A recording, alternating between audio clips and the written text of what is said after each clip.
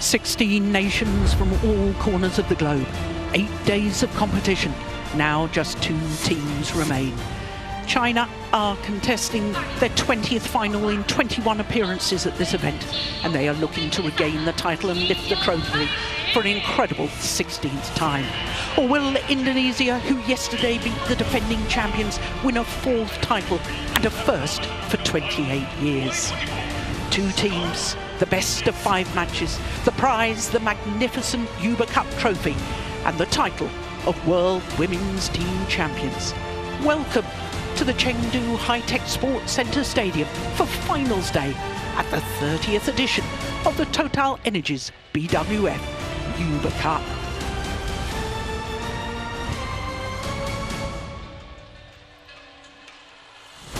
A magnificent venue that's seen some magnificent badminton over the last 8 days of competition. This is the scene inside, and the atmosphere is growing. And this is the draw from the quarter-final knockout stage.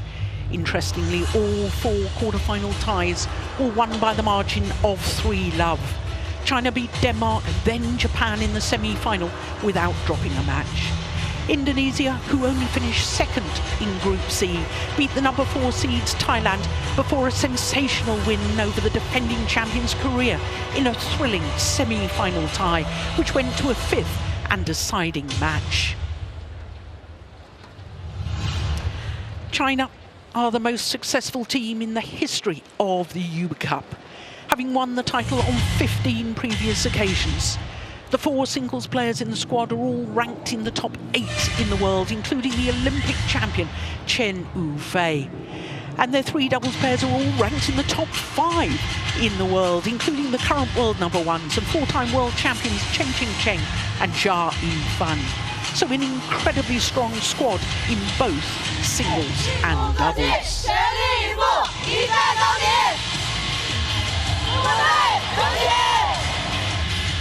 Indonesia are a young team and are in the Uber Cup final for a first time in 16 years. The 4 singles players in the squad have an average age of just 20 and are led by top 10 player Gregoria Mariska Tunjung, while last year's World Championship silver medalists Rahayu and Ramadhan are the most experienced in the doubles.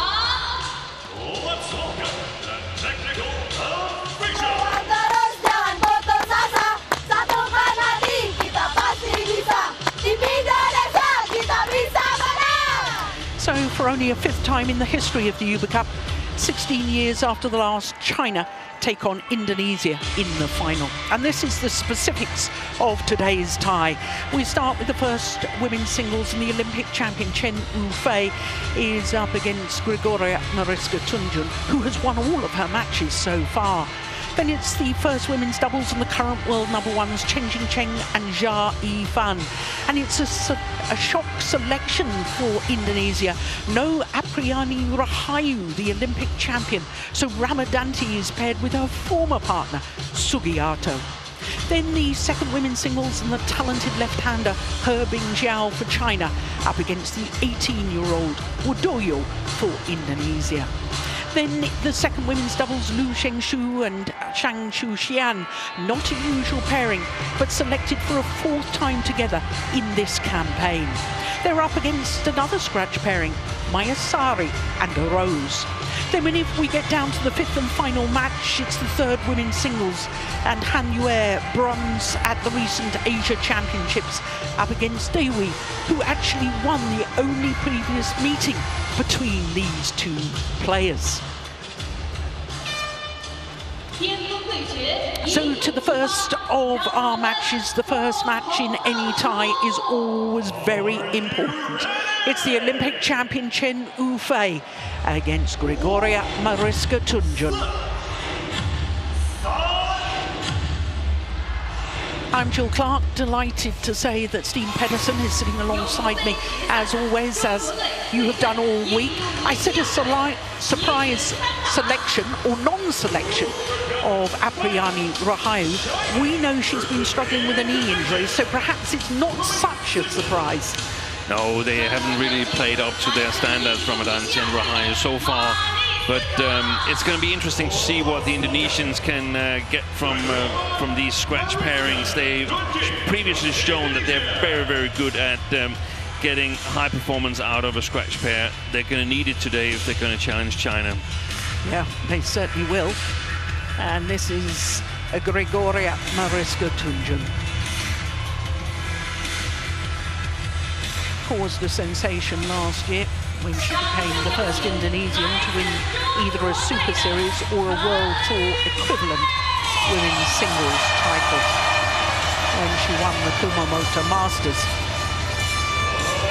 And who did she beat in the final in Kumamoto? This lady, the Olympic champion, Chen Yufei.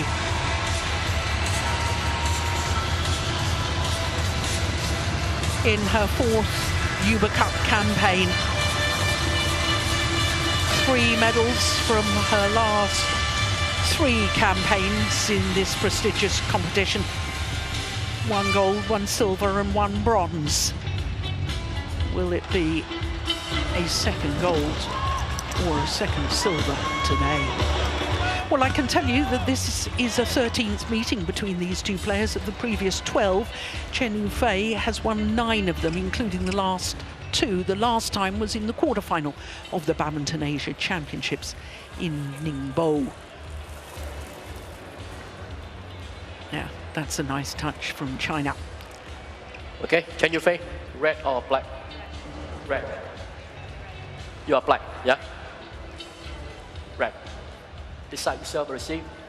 Serve, okay. So Chen Yufei has won the toss of the coin and chosen ends.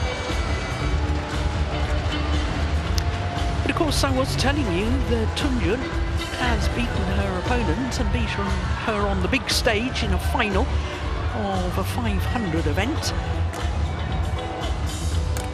But I think this first match, as it always is extremely important. Chen Yufei is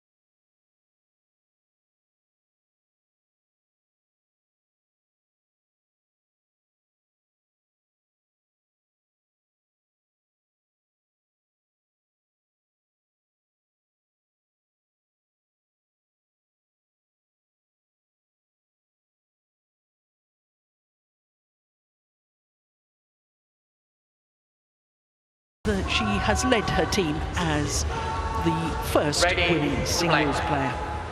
Played on Saturday against Hong Kong, then was rested against Uganda. On Wednesday in the group decider against Japan, she beat Akane Yamaguchi in 3 games and then beat Ratchanok Intanon in the quarter-final on Friday, and yesterday beat Sim Yu Jin of Korea. So what a good set of results, beating 2 former world #1s already in this campaign. Can she make it 3 wins in 3 against former world #1s? Our match umpire for this is Nguyen Pham from Vietnam, and our service judge Rohana De Silva from Sri Lanka. Ladies and gentlemen, on my right, Indonesia, represented by Gregoria Mariska Tunjung. And on my left, China, represented by Zhang Yufei.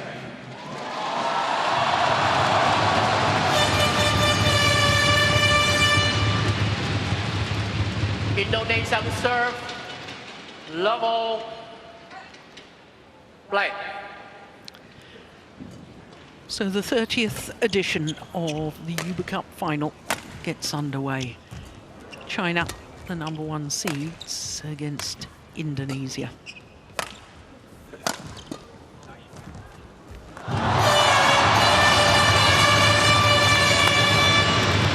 Service over. 1 love. Well, Steen, if you had to sum up the qualities of this lady, Tunjung, how would you do that? I think her racket skills are simply lovely. Yeah, and also the footwork, really quick on her feet.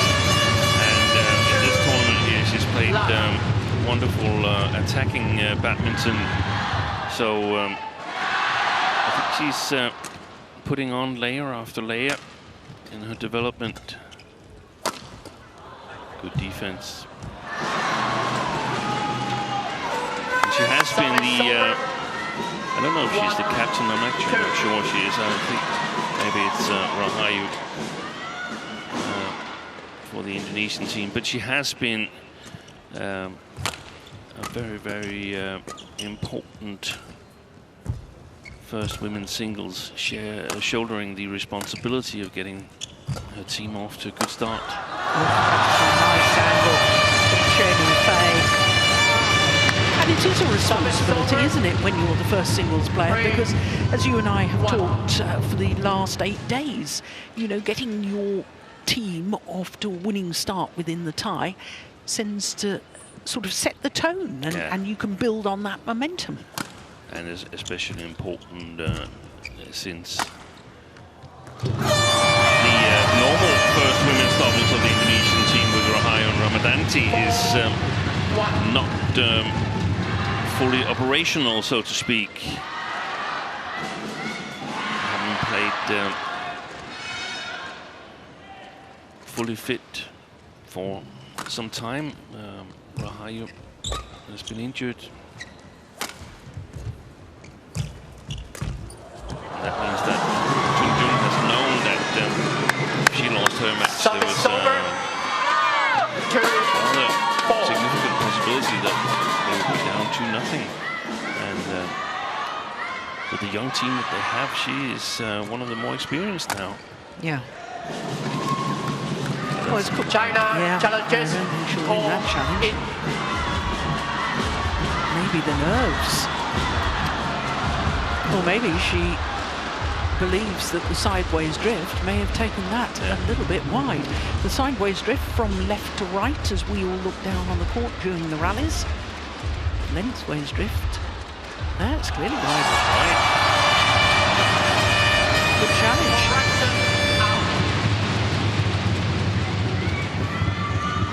5-2. And it's a good start by Chen and Fei, because one of the things that I noticed was that she had won all her previous game fairly easy. So that was, sometimes we see that when you won your matches so easy and then you suddenly face good opposition, then that's a beauty. It takes half a game or so to get your game calibrated. We saw it in the semi-final where Chen and Jia Yifan lost the first game to Shida and Matsuyama.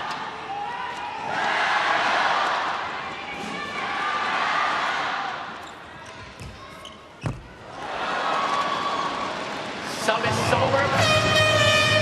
6. Did she actually touch that? Yeah, I think she did. No. No, it didn't go over.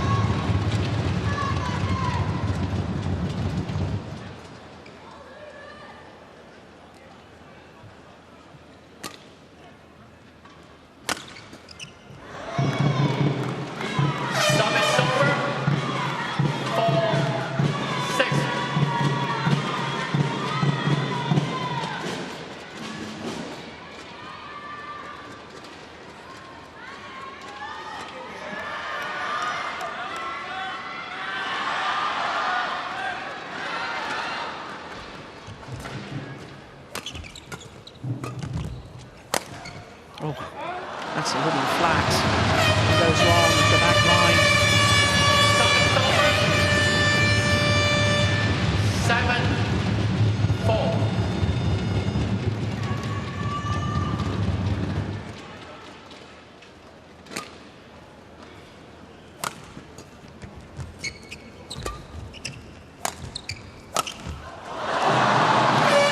That's definitely wide of the mark. Service over. You said, Steen, that Tunjung had been playing an aggressive game earlier in the tournament. Oh, it got deflected by the net cord, didn't it? Is that the sort of tactics she should be using today, or? I think so. Yeah. I think so. It's been an advantage here in Chengdu to control and put pressure on the opponents. Relatively aggressive, using deceptions, trying to get your opponent off balance, steal time from her, so that it's difficult to control the shots, difficult to play with accuracy. That's good defense from Chen Yufei.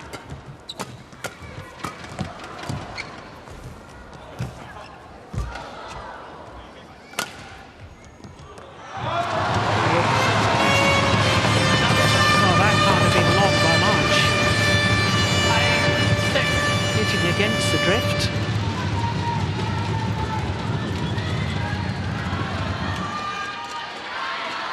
Difficult to see from there. Thank you.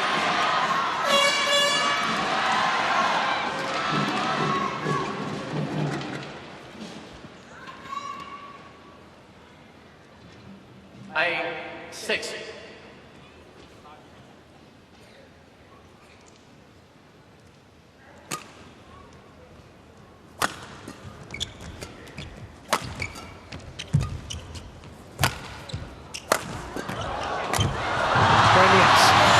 Wonderful follow-up.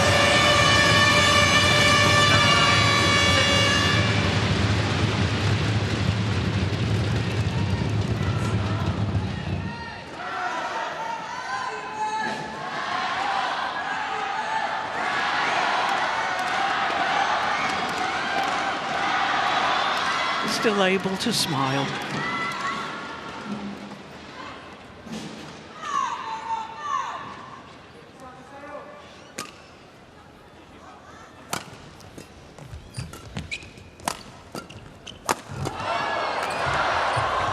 Beautiful.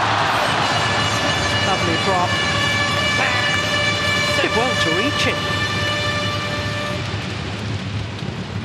Watch how she has to really stretch up for that. Look at that. In fact, did that come off the frame of the racket? It was difficult to see.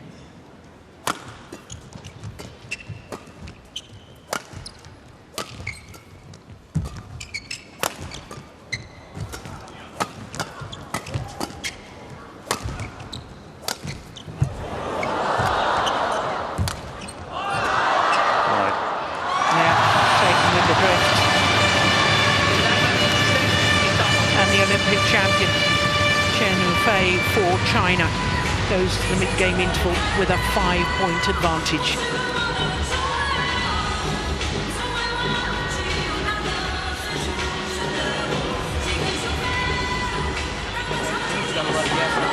Ada selangkah lagi nih, mainnya nothing terus, ya, oke, nggak ada gitu. Untuk polanya gimana Kerry? Dan kontrol dulu.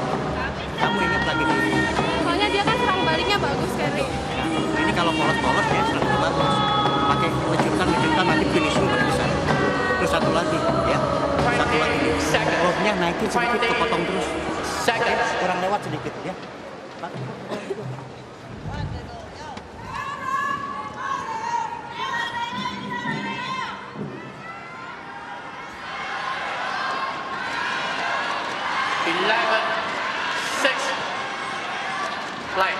So 11-6 the lead to China in this opening match of the tie, the final of the Uber Cup.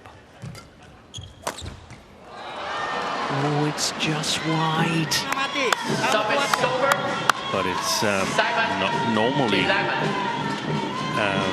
a choice we see from Chen Yufei. This is that was an attacking mindset.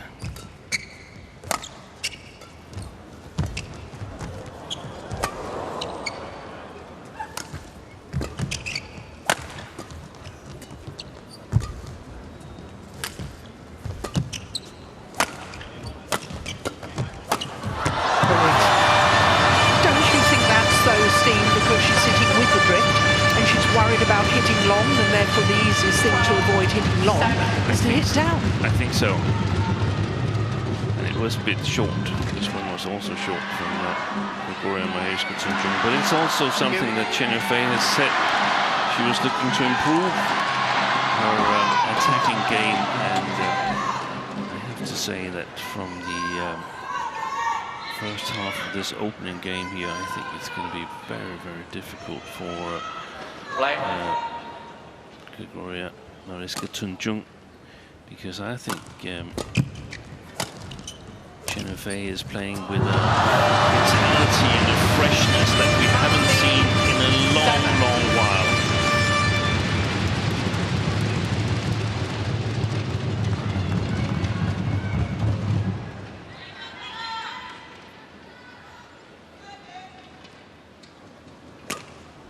Perhaps not since the Tokyo Olympics, actually.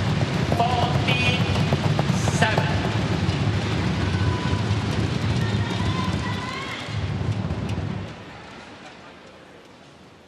Extends her lead.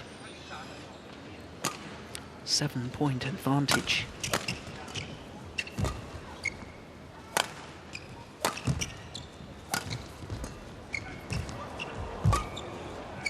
That's a good lift, my goodness. Considering she's hitting with the drift, that is remarkable. Yeah.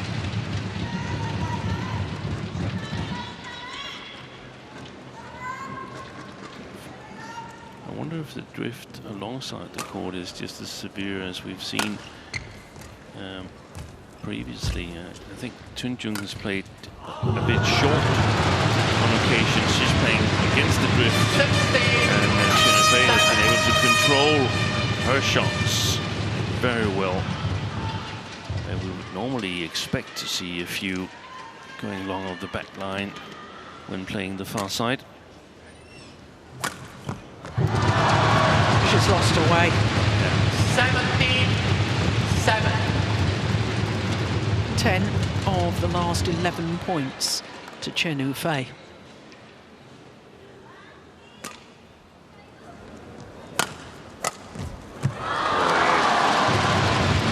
Nothing's working. 18-7. 11 of the last 12 points now.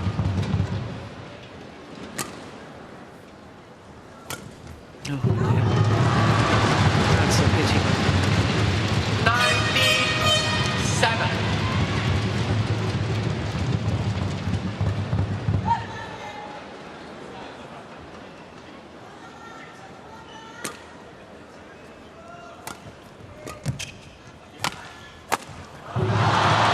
Game point opportunities. On a run of 13 of the last 14 points.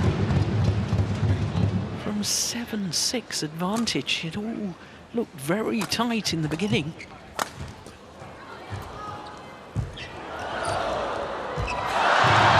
Opening game, 21-7. 14 of the last 15 points, the Olympic champion. Well, as you said, Steen, she took the game to her Indonesian opponent. She was aggressive and she deserves this lead. Very much so. 14 minutes into the match, and one game to the door to China and Chen Yufei. 给击嘛，不要想着上去扑，我站着不动，他球过来，我高点去拨他就行了，知道吧？就不用那个，然后正手推对脚啊，反弹几个推对脚非常成功，就用这些球路线的他。Jadi sebelum saya ngatur itu apa yang bisa saya tebak, untuk nanti saya ngakalin saya bisa lebih cepat gitu ambilnya. Sekarang gini, mereka nggak usah ragu putus loh. Mereka mau cepet-cepet nggak apa-apa. Nggak apa-apa, jangan lihat dari menang kalah. Yang penting berusaha dulu. Oke? Mau main cepet-cepetin aja. Cuma bolanya jangan terlalu deket-deket badannya, agak dilariin sedikit doang. Tadi kan terlalu dekat dia cuma gini. Lewatin taruh. Nggak apa-apa, itu ya. Lakukan yang mesti dilakukan. Oke? Ya, ayo. Bisa ya? Ya, jangan nyerah ya. Oke? Ya.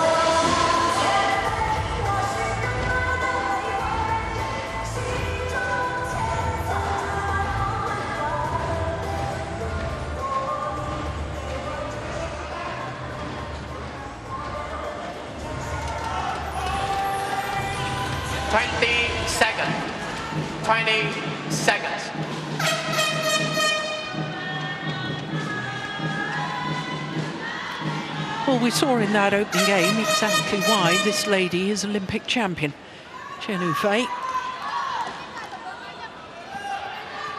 Second game. From 7-6 in the opening game, she was giving a masterclass. Play.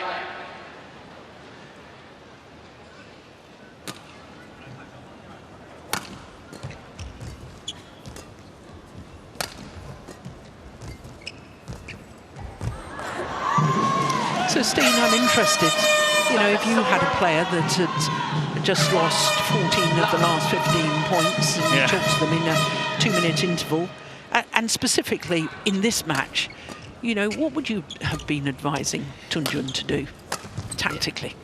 I think pretty much some of the same things that she tried in the first game, but I think they might have a chance of working much better here in the second game, where I think playing with the drift could actually help her and help her attacking game. I thought she had tremendous problems finding the back line in the first game. Let's see this. Yeah, that's well done. Because I think she's still got to try and attack and put pressure on Chen Yufei. We know that Chen Yufei is a fantastic defensive player, also really good at tailoring her game towards her opponent's playing style, but it's still the best way to go, the way I see it. Good defense. And I noticed that the coaching situation was very interesting. That was a dialogue between Gregoria Tunjung and the Indonesian coach, Hiali Jainuddin. That's not always we see that in the coaching situation. Sometimes there's very much one-way communication. I'm not saying that it's from Hiali Jainuddin or any specific coaches, but we often see that the coaches have a lot to say and the players are listening and taking it in. Here it was a dialogue, and that was interesting. I noticed that too, Steen, and I thought it was interesting as well.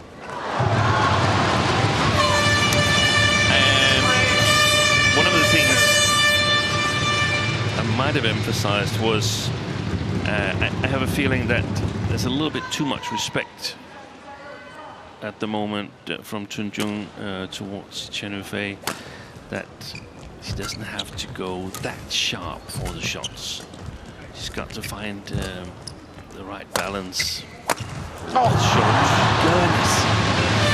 Now that is superb from Chen Yufei.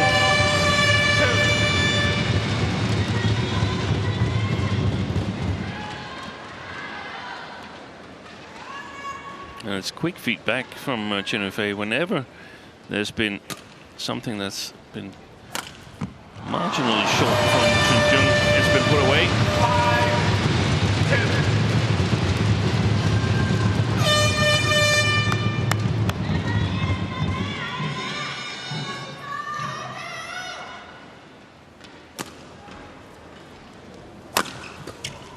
Yeah, that's a good smash. Service over. 3-5.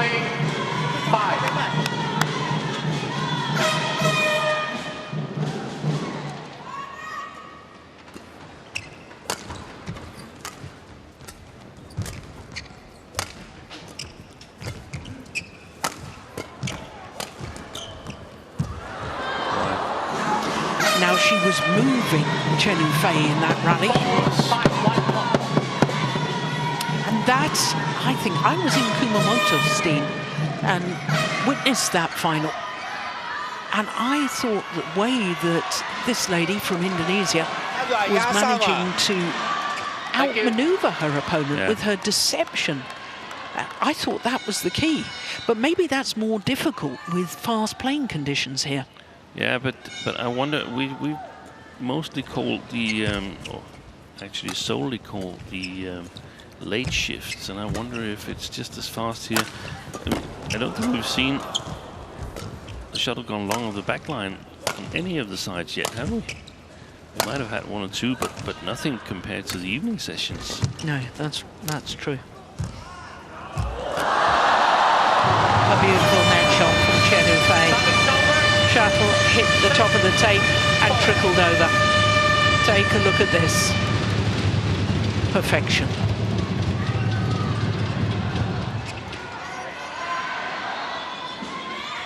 Of course, the other thing is, when we arrived at the stadium earlier this morning, we thought it was cold. You're wearing a couple of jumpers, I'm wearing a couple of jumpers, and the colder conditions will make it slower conditions.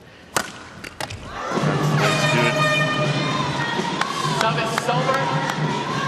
5, 6. Good smash from Tunjung.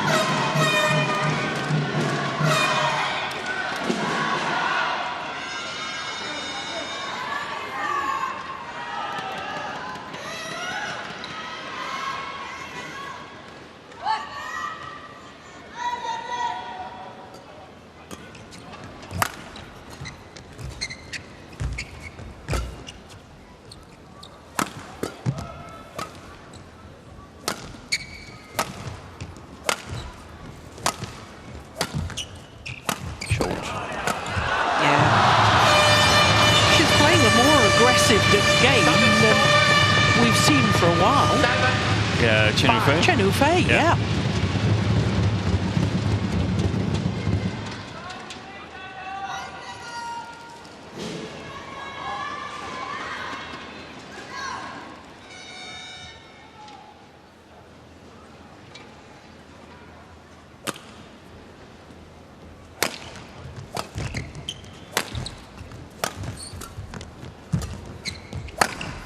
Brilliant. That's a super smash from Tunjung. 6, 7.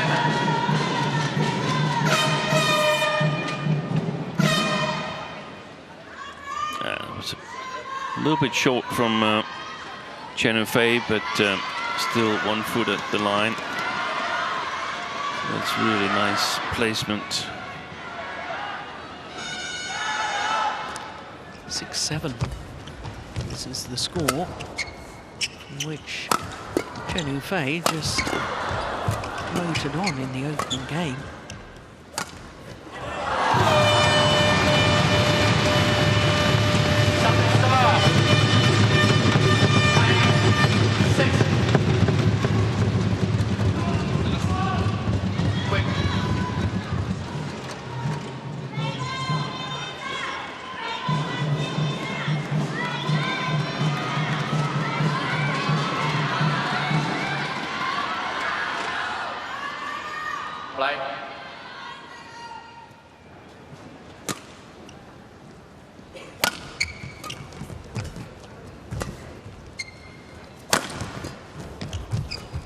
Boy, that's beauty. How did you get that back?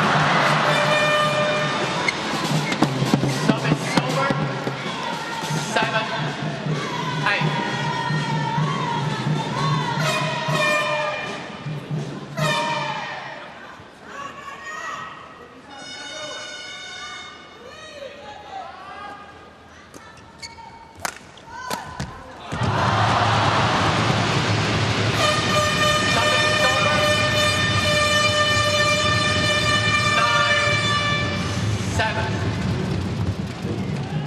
Tunjung has got to stick with it.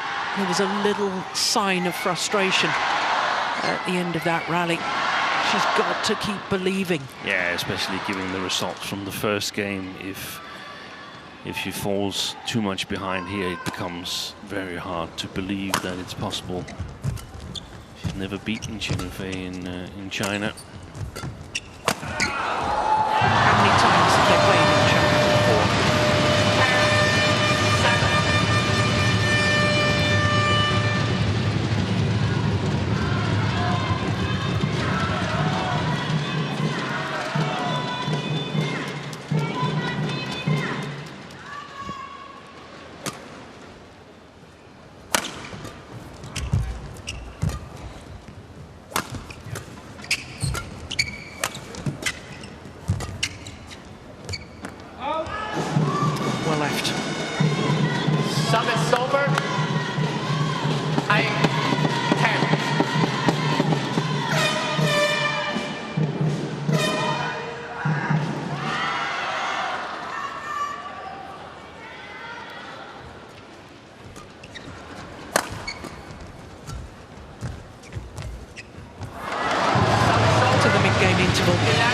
China and Chen Yufei with a 3-point advantage.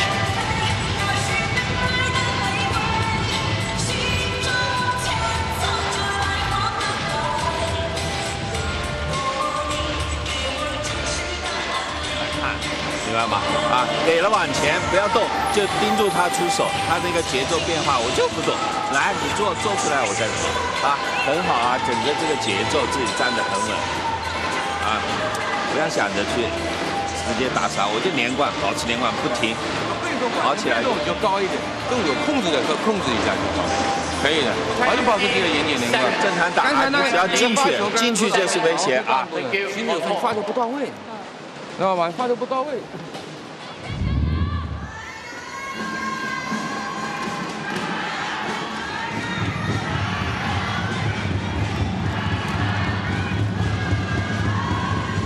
11, 8, play.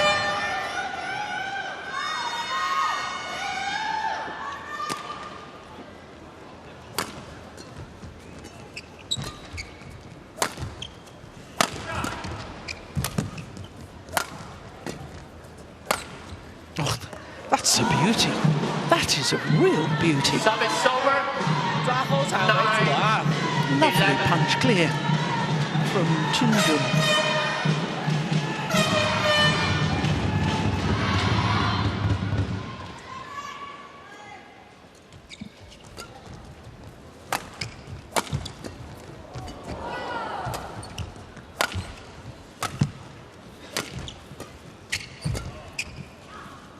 Just wide. That's the sideways drift coming into play. Service over. 12, 9.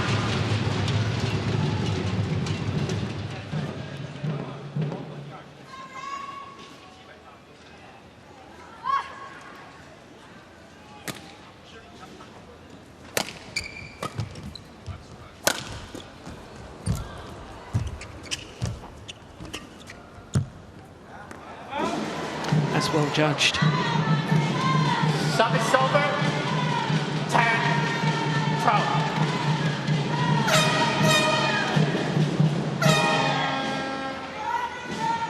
It certainly isn't a decisive lead for Chen Yufei.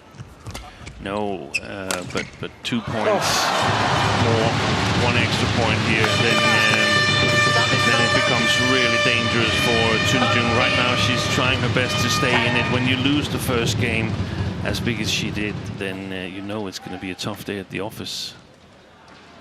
And you're basically just trying to hang in there, hope to win the next game by 2 points and get a chance in the third. Beautiful. Lovely. That's the sort of shot that I witnessed when she beat Chen Yufei in Kumamoto.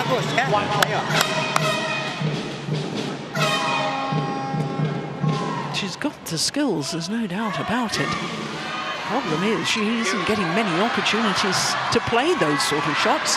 Exactly. Because Chen Yufei is attacking herself. Yeah.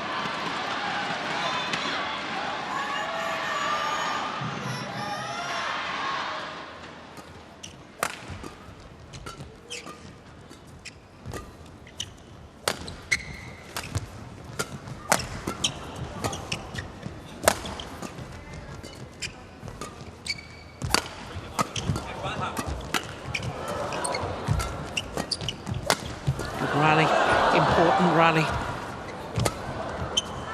That's a great lift.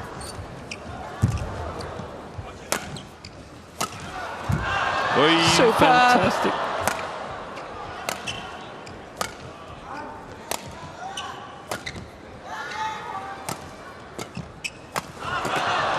Amazing. Brilliant! Quite clearly the longest rally of the match so far. Extraordinary defence from Chen early on.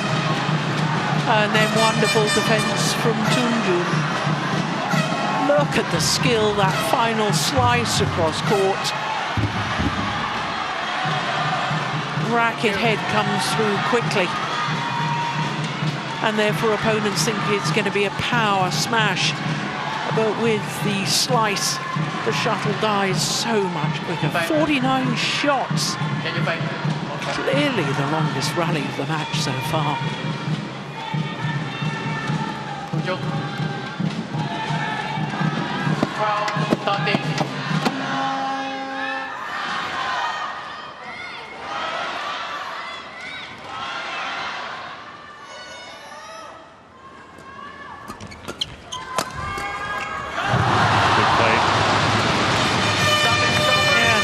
Attacking play that we don't really associate with Chen Yufei. Yeah, taking the initiative from the service return.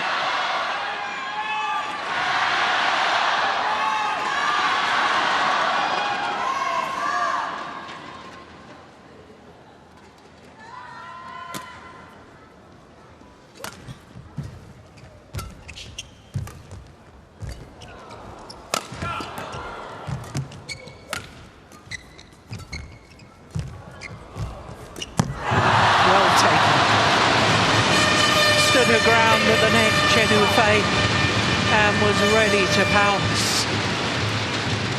Look at the attack against him. She's in total command of the rally, isn't she, Chen Yufei?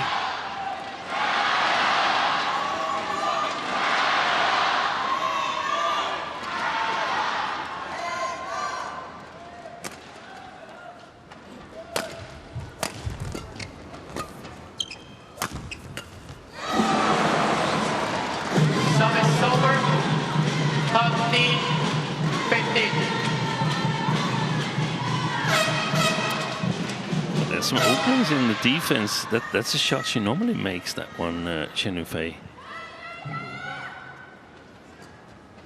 Good serve. Short. Wow.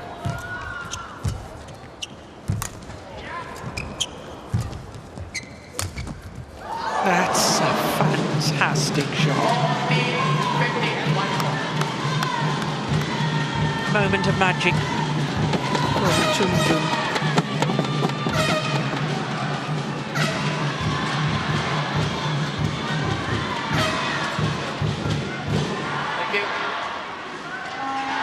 Point in it.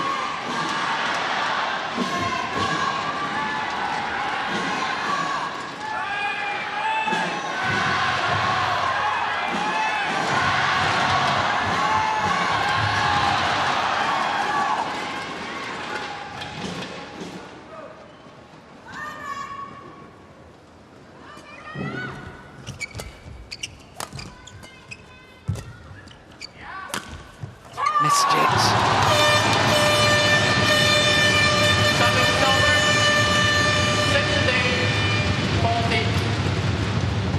Indonesia's Uber Cup team played on court 1 prior to this, Steen?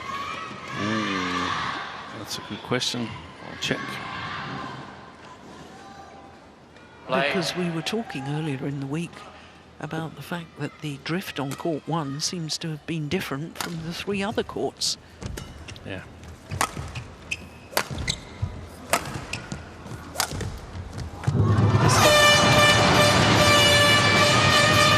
Opens up the 3-point cushion once again.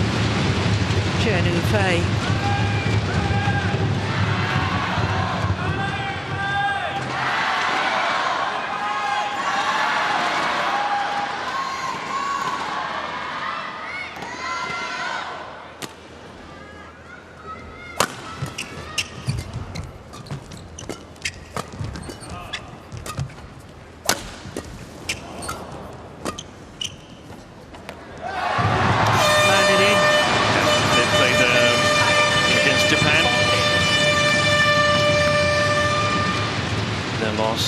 the final group stage match was on court 1.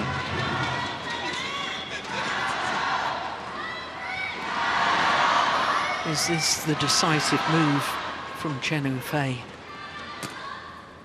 4-point advantage and only 3 points required. Well, that's a lovely drop.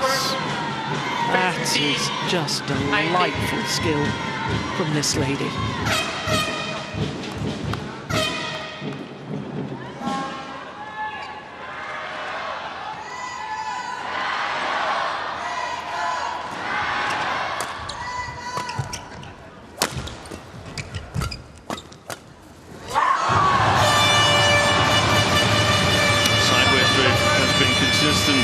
All week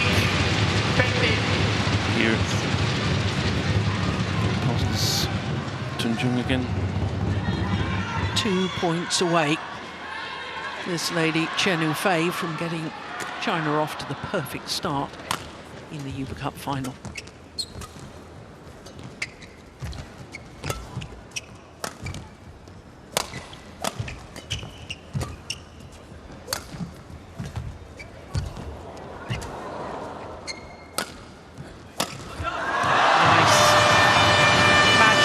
Opportunities for Chen Fei and China. 20, match point, 50.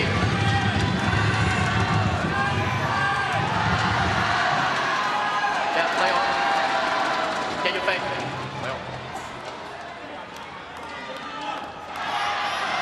Play.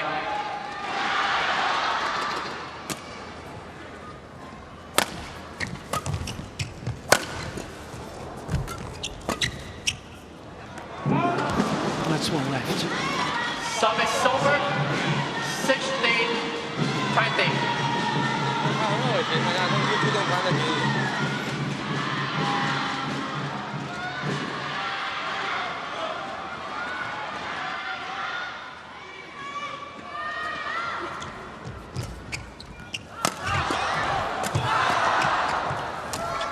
Oh, what an angle. Missed it. And on her second match point opportunity, Chen Fei delivers China's first point in the best-of-5 match Uber Cup final. 21-7, 21-16 in a match lasting 37 minutes. Match won by 21-7, 21-16. Well, Steen, you identified early on that Chen Fei seemed to be playing with a mindset and a freedom and an aggressive style that we haven't seen for a long time. She's bringing herself in position for late July, I think.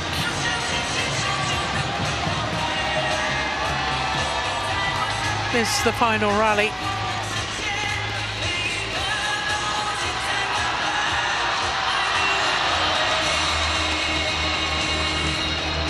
Attempted cross-court shot from Tunjung, wide of the mark. And China go 1-love up in the Uber Cup final against Indonesia. Confirmation of the scoreline 21-7, 21-16 in, well, it's been rounded up to 38 minutes. Well, next up is the first of the women's doubles. It's the current world #1s and reigning world champions Chen and Jia Yifan up against Ramadhan and Sugiyato.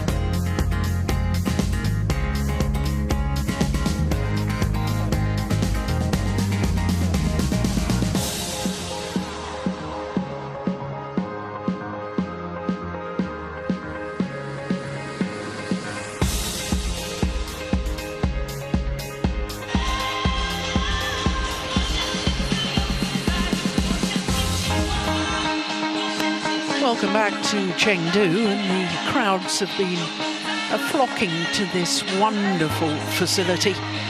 They've had great crowds all week, and there's not just the badminton to watch, there's plenty for them to see and do around the venue.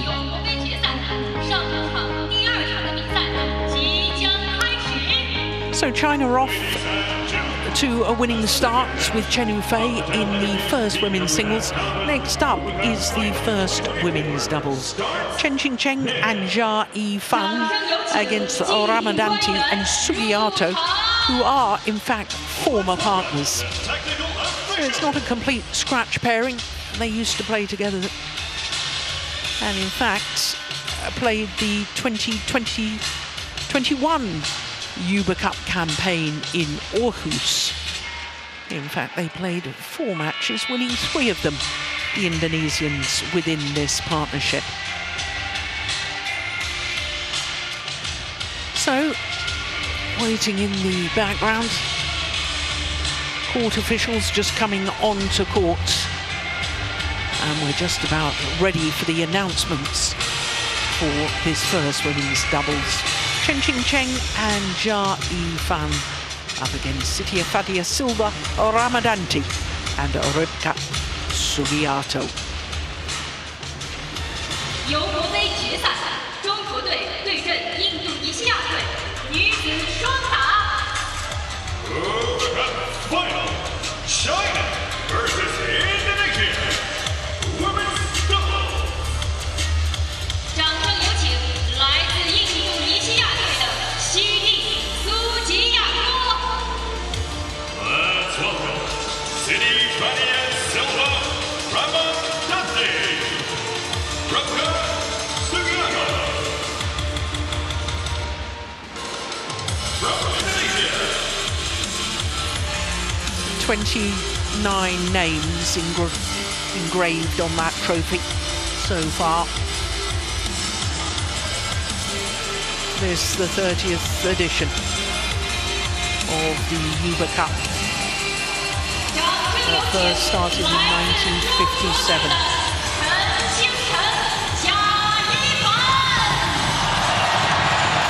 Listen to the roar.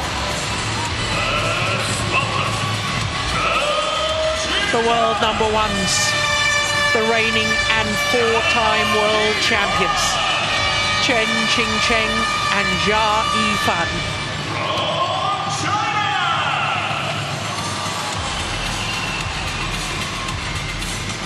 A 4th Uber Cup campaign for them as a pair,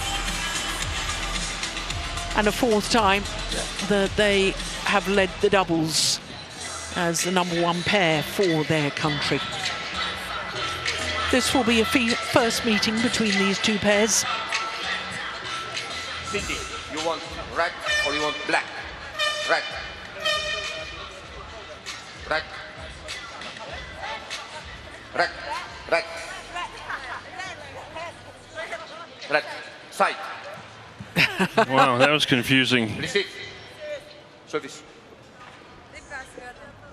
So the Indonesians called red. It was red, so they got the choice and chosen ends. But Chen Qingcheng, I thought that they'd got red because they're in the all-red kits. Doesn't work that way.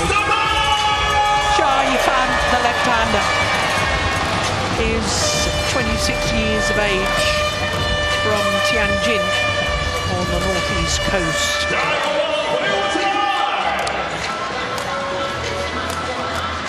She and her partner are the current world number ones. In fact, it's a 176th week in total. A 6th different spell that they are the best in the world and top of the world rankings. Chen Qingcheng is making her appearance in a 5th Uber Cup campaign. She has 4 medals, 2 gold, 1 silver and 1 bronze in this competition, because she played in Kunshan in 2016 with Tang Yuanting, and they won all of their matches. But here, well, on Saturday against Singapore, they weren't selected Then they played against Canada. They won that match. Then against India on Tuesday. Quarterfinal on Thursday against Denmark, beat Boya and Frogor, a scratch pairing, and then yesterday had the most wonderful win over Matsuyama and Shida. Came from 12-18 down in the deciding game, saved 2 match points and won in an hour and 25 minutes. This is Siti Fadia Silva Ramadanti, 23 years of age from Sudirman, and she and her partner are not ranked at the moment, but I can tell you as a pair they did reach a career high of 26. As a pair they won 1 title, that was the Indonesia Masters 100 event back in 2019. Ripka Sugiarto is a year older at the age of 24 from Karanggana in central Java. And looking at their results, well, this is the first time that they've played together, but they've both played in previous ties, so don't be deceived by that. As far as Ramadanti is concerned, she's played 4 matches, won 2 of them, and so has her partner. In fact, she was selected for 5. 1 of them wasn't contested. So our court officials for this, Andrea Chiappini in the umpire's chair and Fabio Lopez from Brazil, the service judge.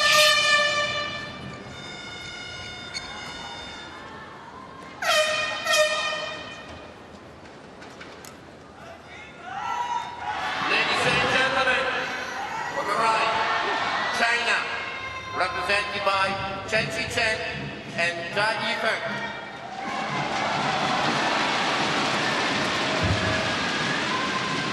And on my left, Indonesia, represented by Siti Fadia Silva Ramadanti and Ripka Sugiarto. China to serve, Jai Feng Subrika Sugiarto, level, play. So China, the reigning and 4-time world champions, Chen and Jia Yifan, nearest to us, the left and right-handed combination, getting this second match of the Uber Cup final underway.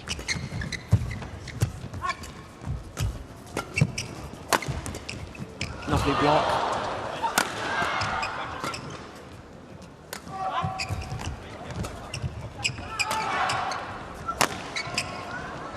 Oi. Amazing. Save. What a rally.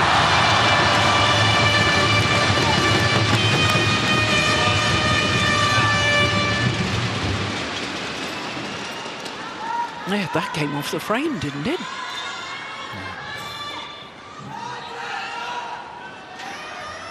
Well, it's a tall order, isn't it, for a pair that haven't played together for a number of years. Ramadanti and Sugiarto against the current world number 1s and world champions. Oh, that's a brilliant shot. Yeah, it is, and I mean, there's world number 1s and then there's world number 1s, because this is one of the very best world number 1s we've had in the history of women's doubles, in my opinion. At least when they're at their very best. Chen and Jia. 10 finals last year, of which they won 8 of them, which sort of exemplifies your point. Yeah. Eng Hian, Indonesian women's doubles coach.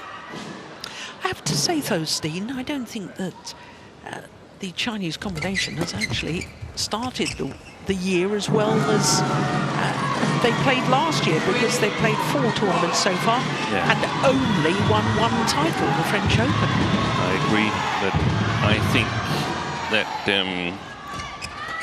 when you're world number 1 and Olympic silver medalists, there's a certain hierarchy in your goals for 2024. I think one of the goals could be to win the Olympic venue test tournament, which was the French Open. I think the next goal could be to regain the Uber Cup where Korea career. Has a few hours left as holders. Yeah. And then I think the overall target is the Olympic Games in Paris. I think that goes for a lot of the Chinese players that this tournament here. Oh, I challenge that. No, I think she realized it when she saw it drop. Ramadhan. Oh, yes, it was plumb on the line. You're absolutely right, Steen. So I think the Olympic-bound players from China, they have had this tournament here and then the Olympic Games as overwhelming targets for 2024. But the thing that the Indonesians could sort of hang their hat on is that nice.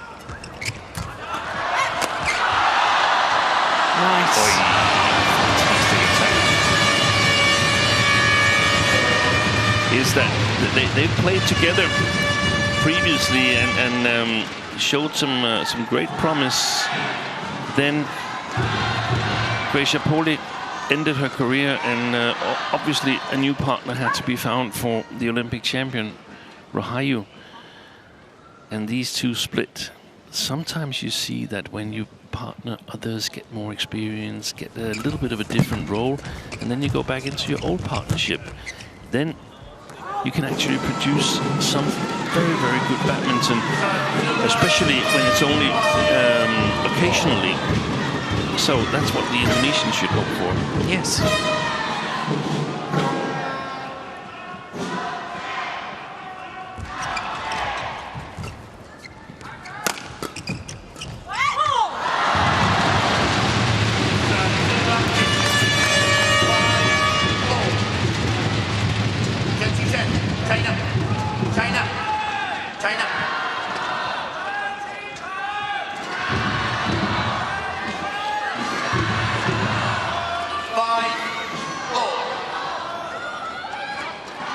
But to follow up on what you said, Joe, that they haven't played that particularly well this year. They were in a little bit of problems against Shida and Matsuyama. Yesterday, lost the first game convincingly. Did Chen and Jar.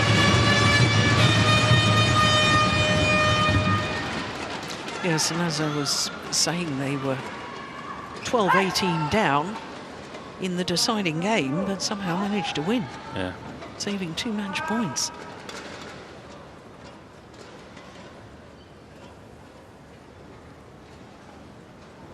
Bit of a drama with a lot of mental game going on, as well as both the Chinese and Chiharu Shida were issued warnings. It was not both the Chinese, it was one of them, I'm not sure who it was, but for time wasting.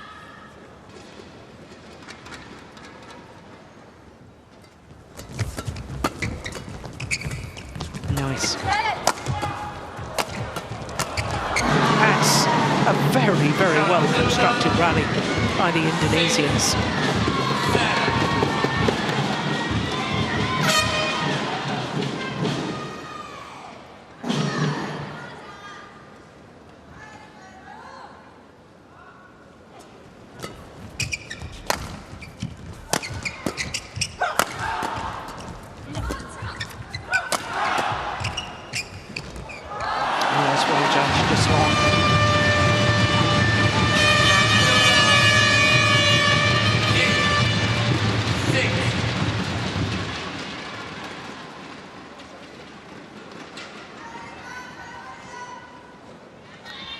Well, as far as the World Champions are concerned, as a pair, this is their 18th match in Uber Cup in their 4th campaign. They've only ever lost 1 match so far. Last year's final, or last edition's final? That's correct. 9-6.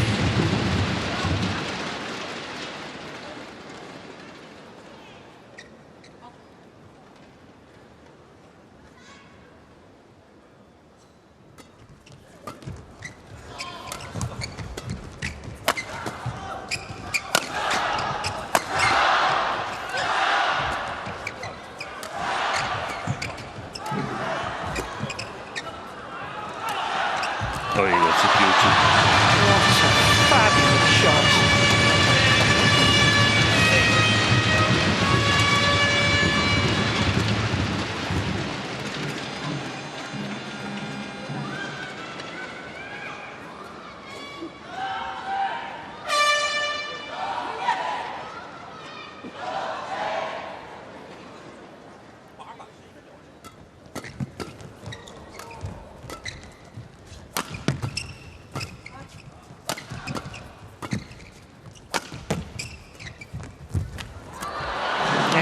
Taken, well played from Sugiyato.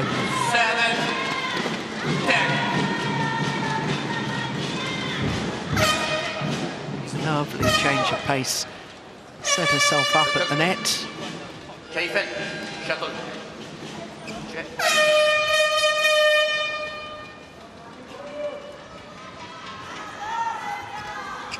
7-10.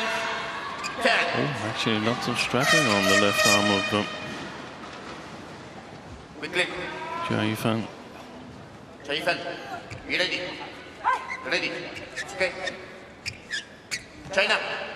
Play now. 7-10.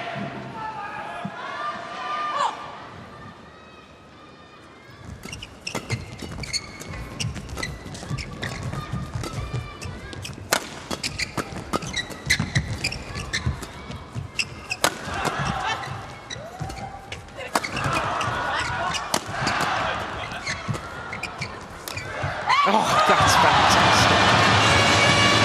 Unbelievable shot from the left-handed Jia Yifan to get China to the mid-game interval with a 4-point advantage.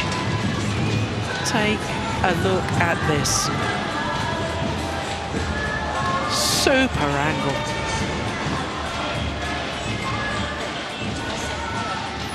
Just 9 minutes played to the mid-game interval. Dia jarang banget nolak.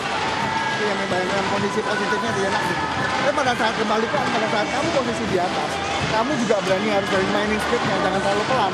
Tok, jangan mulai dari pelan. Kalau kamu diatur, cepat, ya, dan kombinasi. Oke ya, pada saat kamu posisi di bawah, kamu bisa mainin temponya. Bawah. 还要打那么远身啊！我调到这儿了，他们不会上我边线，他们就是盯那个中路。你来，对，我穿出去之后，我们两个人准备好。主要是什么？他俩比较快。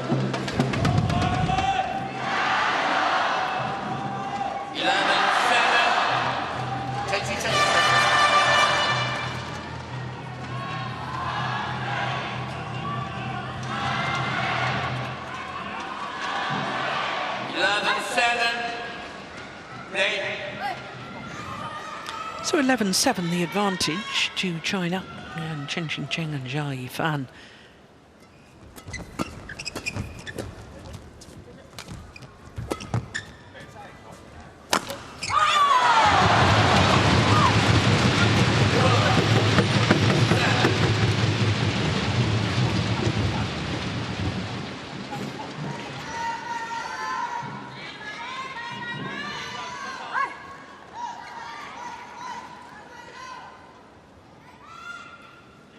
Engaged men's doubles player, this lady.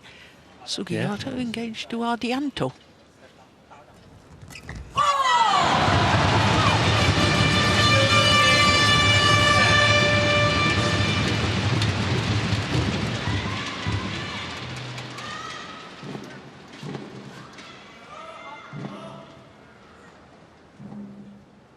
Six of the last 7 points.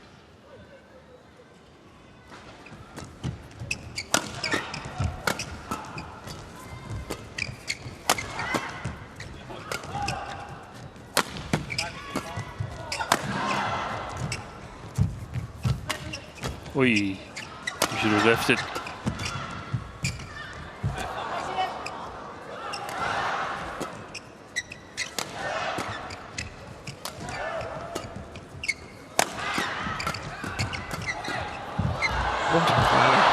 Ah, that's super.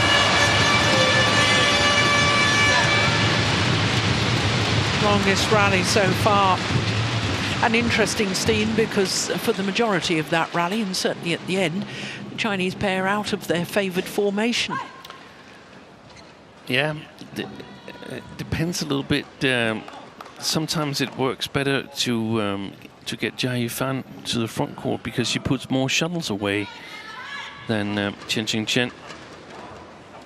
And sometimes it's an advantage having her firing the very, very powerful smashes from the backcourt.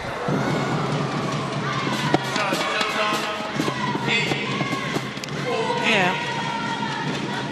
If she's already at the net, I appreciate she's a very good net player, but I don't think she gets many opportunities to intercept because I don't think the attacking play from Chen from the back of the court. She's got difficulties setting her up. Exactly. Too many drop shots from Chen, I think, in general terms.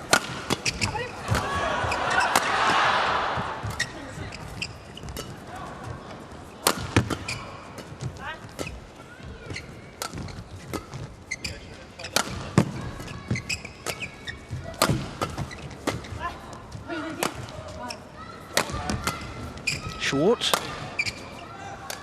Chose to clear it.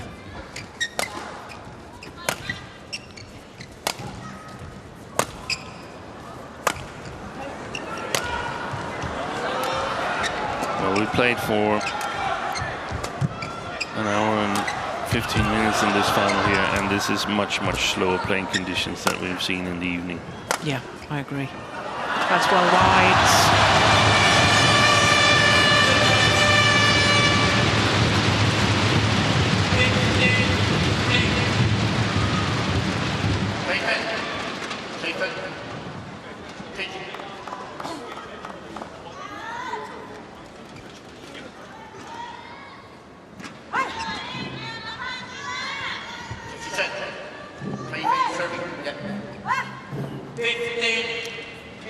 Yeah, I thought that was probably the longest rally.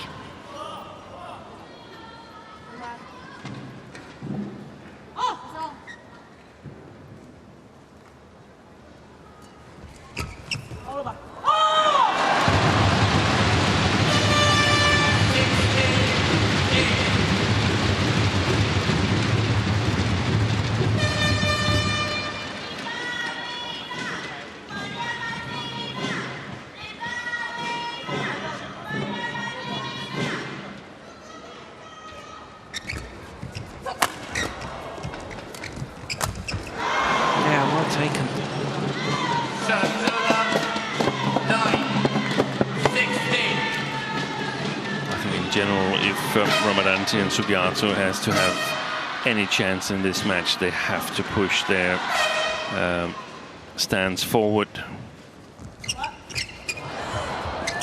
Yeah, but look, well, they won the rally anyway, but their defensive stance there, almost on the double service line. Yeah, it's way too far back.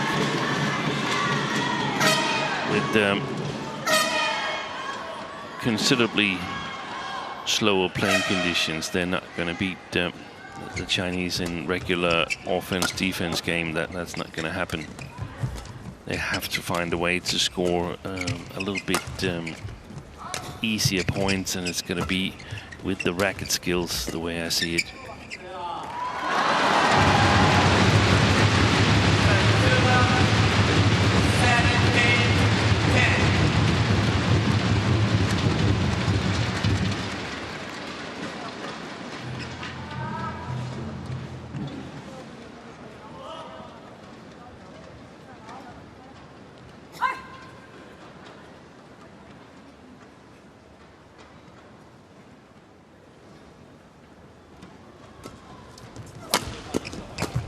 Got back well to that flick serve, Sugiarto.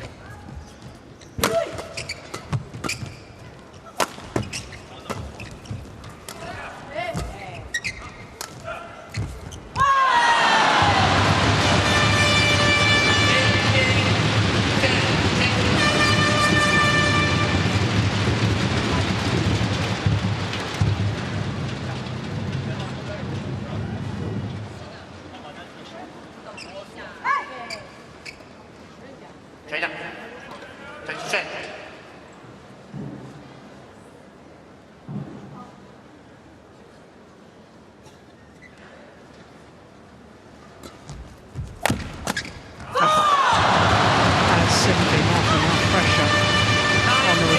perfect serve and didn't think about the fact that Zhai Fan was a left-hander.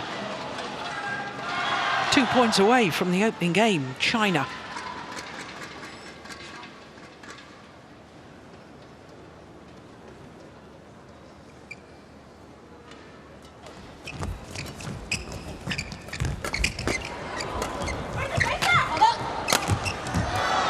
Well played by Ramadhan. 11, 19, 8.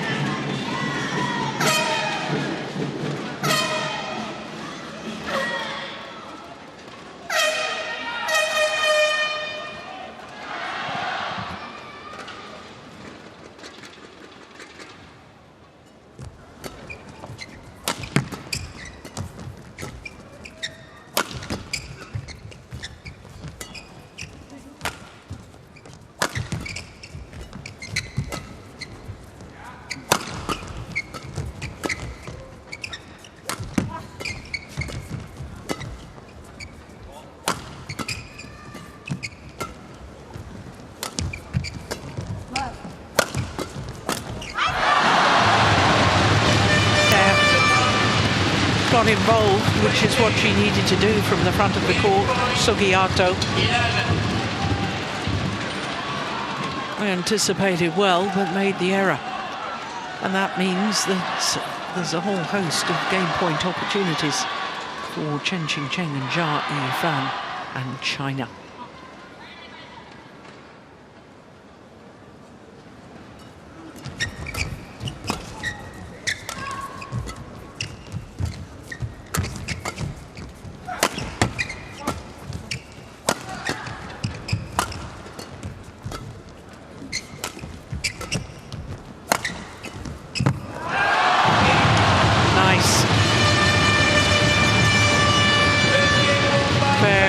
Competent opening game by Chen Qingcheng and Jia Yifan. 21-11 against Ramadhan and Sugiyato.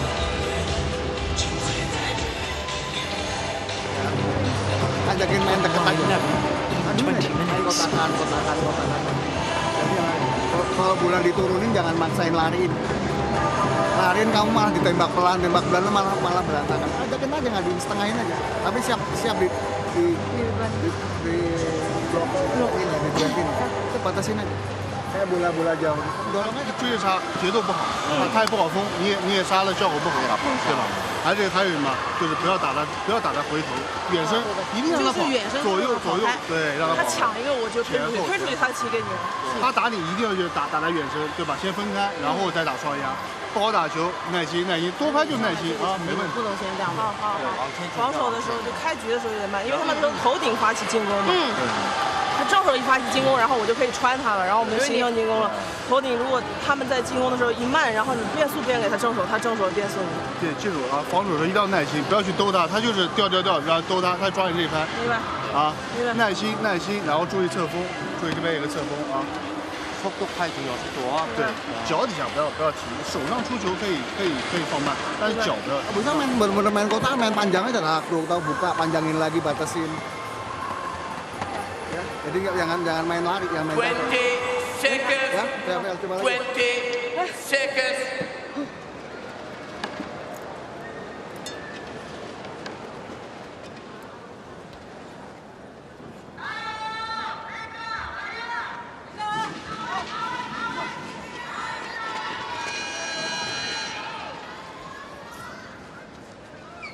So China one game to the goods in this first women's doubles encounter in the Uber Cup final. Second game, level, play.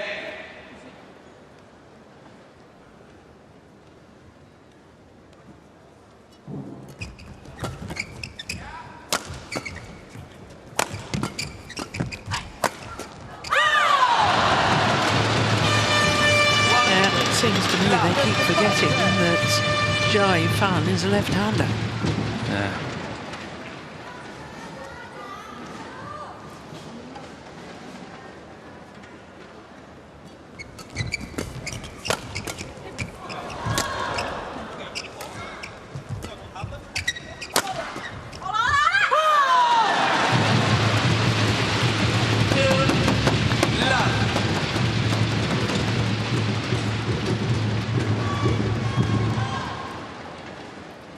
can't help but wonder, Steen, whether Indonesia as a squad, as a team, are feeling a little bit mentally drained, because on Thursday, of course, they had the quarter-final and they beat the number 4 seeds and former silver medalists, Thailand, in that tie.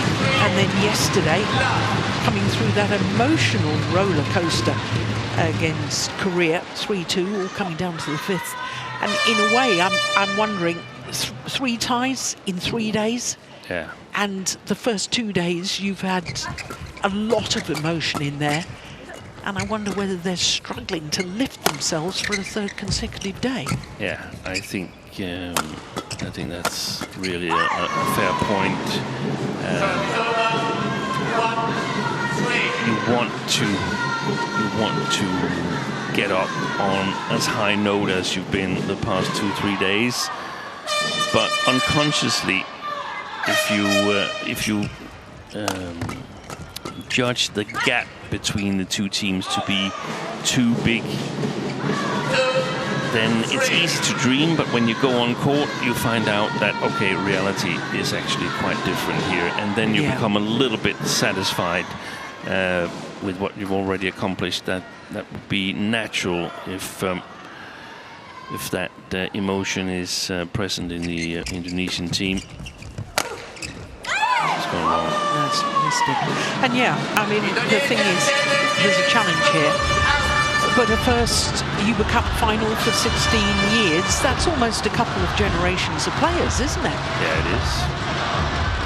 So these players here, they would have been 5-6 years old when they last were in the final.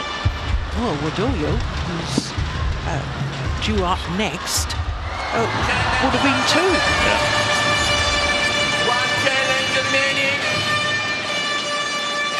No way out. Wasted challenge. 4-2.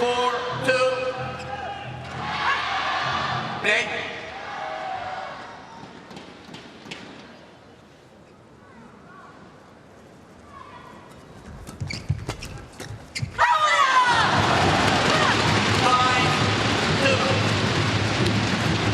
And especially the win yesterday against Korea was unexpected. I mean, previous to the tournament, you would say Indonesia match up against Korea. Well, that's a sure win for Korea because they're going to take 2 doubles and An Se-young. Suddenly An Se-young is gone, and then you have a chance, and you take the chance. Yes, poor old An Se-young was ill after her quarter-final match. But we saw her on the bus coming to the arena this morning. Yeah. And she said she was feeling much better. She looked much better too. She did.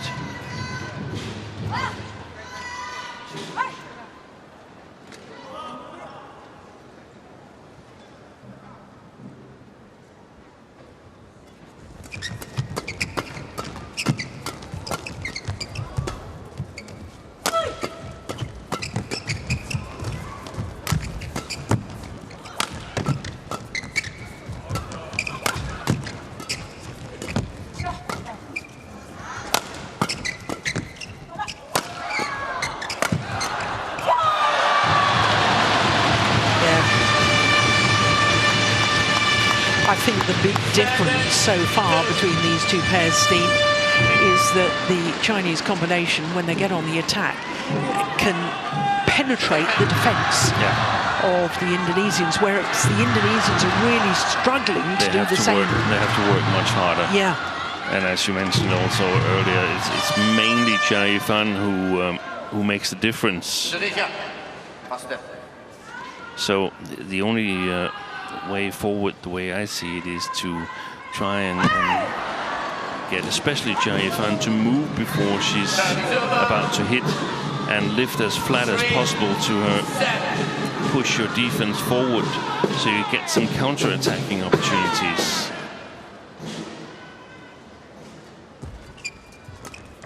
I don't think they can go rally style and try to win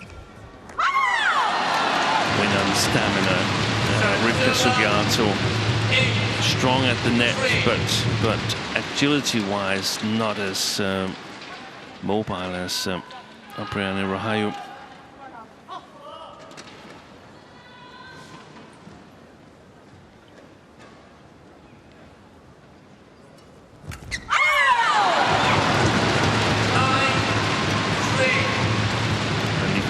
see the resistance sort of leave the Indonesian combination. Yeah, it's seeping away, isn't it?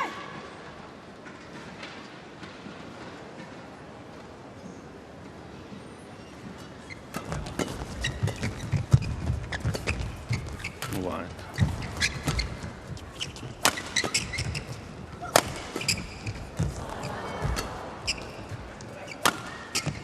Lovely block.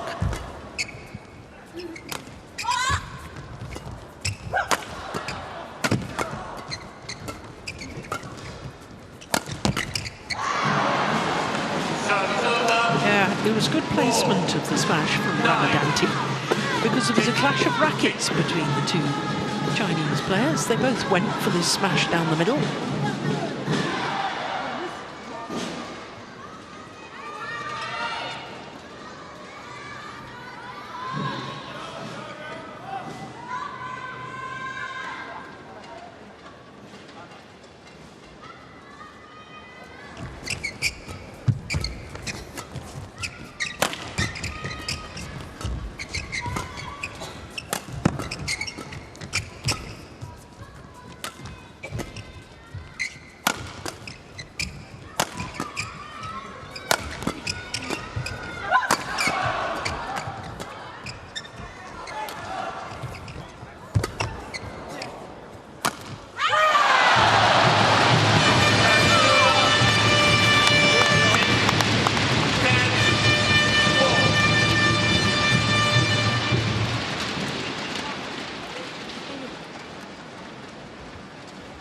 Going for extra steepness, Ramadhan, in an effort to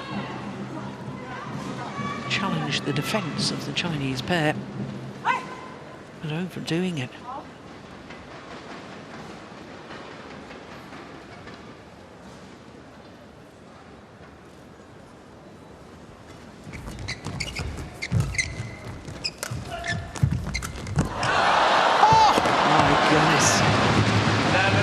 Commitment at the front of the court from Chen, and I thought for a moment that Sugiarto had managed to get it back.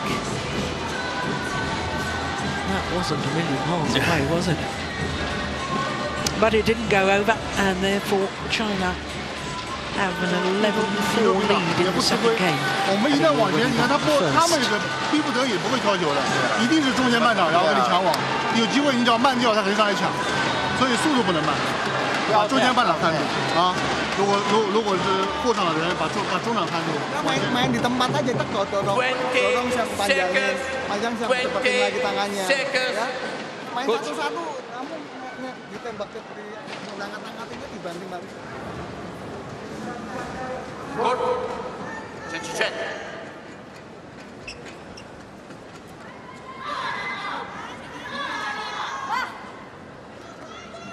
11-4. Play.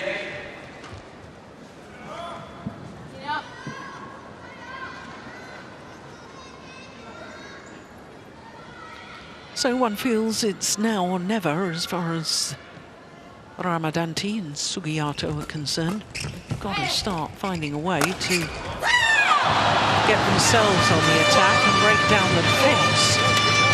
Chen and Jia Yifan.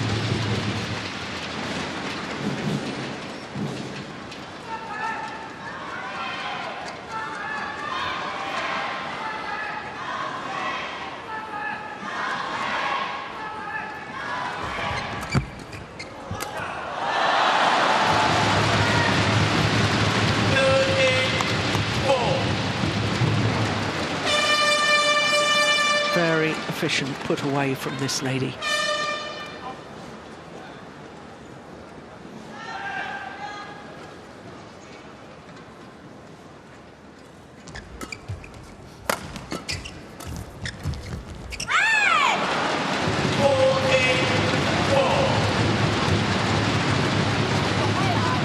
I'm not sure the Indonesians have still got the belief, Steen. I'm sure they haven't got it. It's a shame, isn't it? Yeah.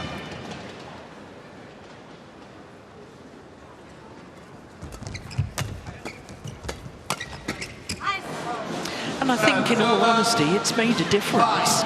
Those teams that played their quarter-final on Thursday, as indeed did China, and then they had a day off. And Indonesia played their quarter-final on Friday, so of course they've not had a day off. This is the third consecutive day that they're playing, and they have to sort of regroup after the wins. And we saw the celebration yesterday. It meant so much to them to get back into the final.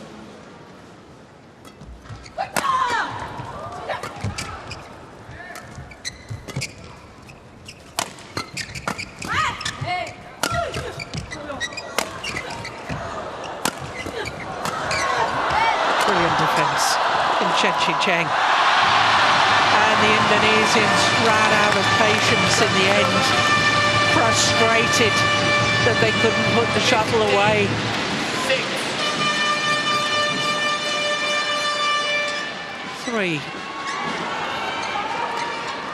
Three powerful smashes before the error on the drop shot.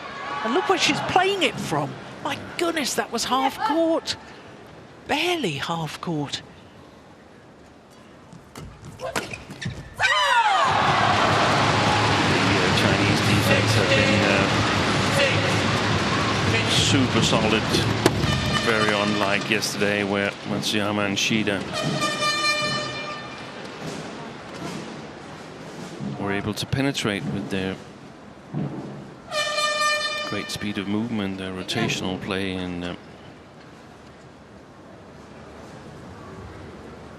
put a lot of pressure on Chen and Zhao back then. Well, both the Chinese players have made a service error now.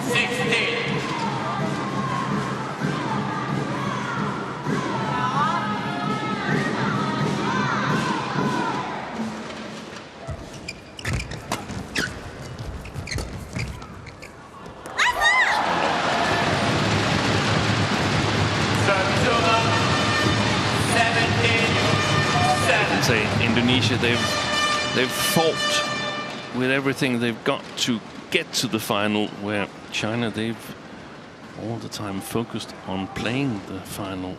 That's where the battle was to be.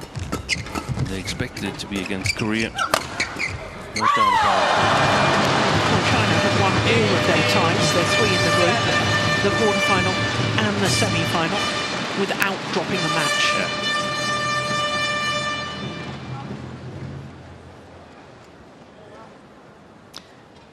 And they've done that 4 times previously. In fact, they've gone on to win the Uber Cup 4 times previously without dropping a match. Yeah. Wow. 1984, 2000, 2006, and 12 years ago, 2012.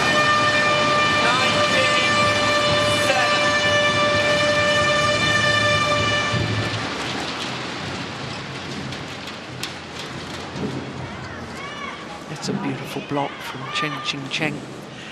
2 points required in this women's doubles to give China a 2-love lead in the Uber Cup final.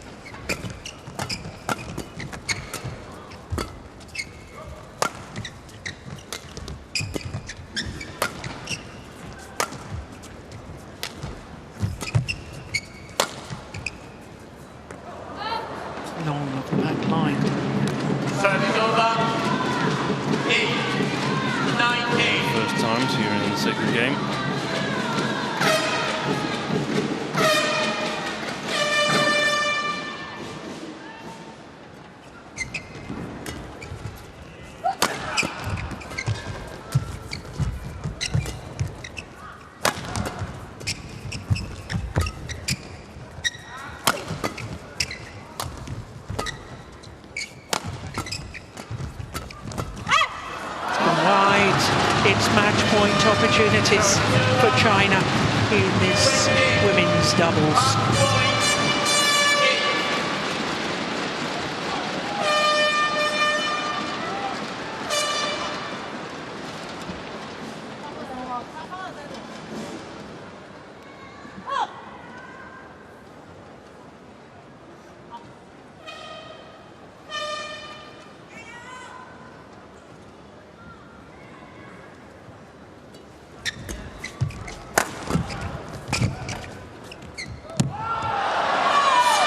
last challenge here. If they're wrong, it's match over. That's all it's in. And you were right. Match over. 21-11, 21-8. A match lasting just under 40 minutes. And China take a 2-love lead in the Uber Cup final. Best of 5 matches, and China only require 1 more match. And if they manage to do that in the next 2 matches scheduled, or the next one, any remaining matches will not be contested. That was impressive, wasn't it, Steve? From Chen and Jai Fan. Totally dominant performance by the world #1s.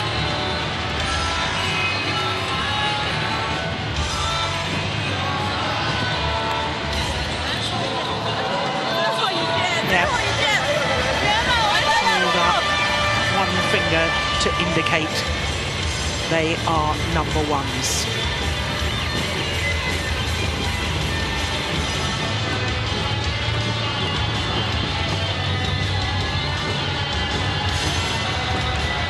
Well, it always seems a bit flat to end on a challenge, doesn't it?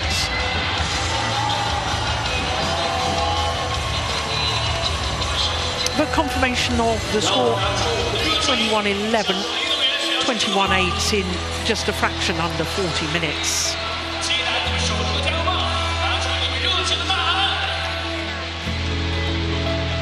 So next up, we have the second women's singles, and the left-handed Hebing Zhao for China up against Wardoyo for Indonesia.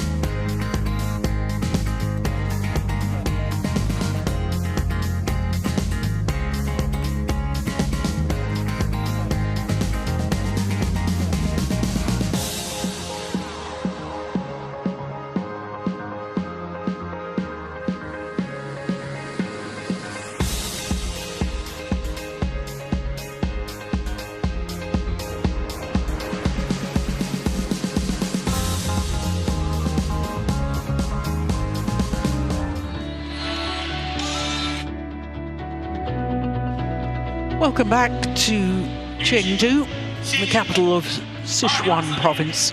This is where we've been based for the last 8 days. This is the 9th day of competition. The Thomas and Uber Cup finals.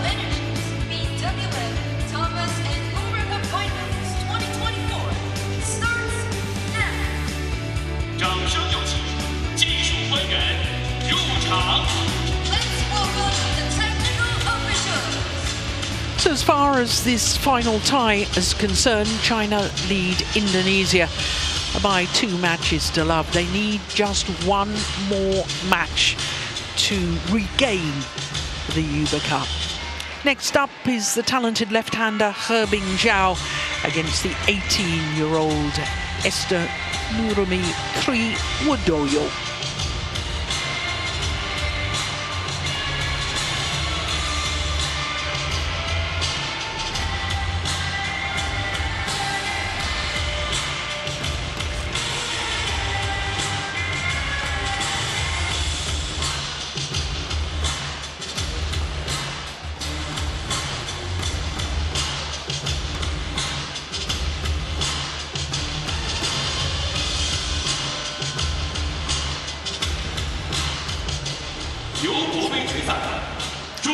So the players waiting in the wings.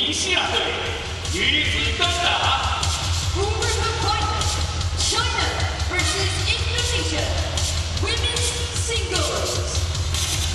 掌声有请来自印度尼西亚队的瓦多约。Let's welcome Mr. Lumitri Wardoyo from Indonesia. Esther Norumi Tri Wardoyo. What a moment for the 18-year-olds. The responsibility of trying to keep Indonesia within this final.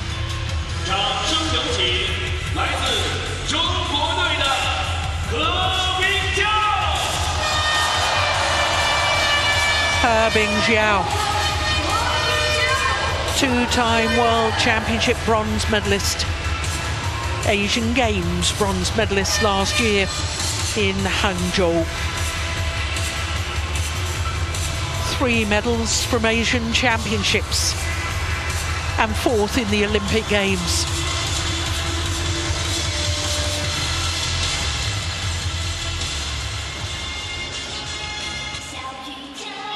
But for a very first time, Bingjiao will play against Wardoyo.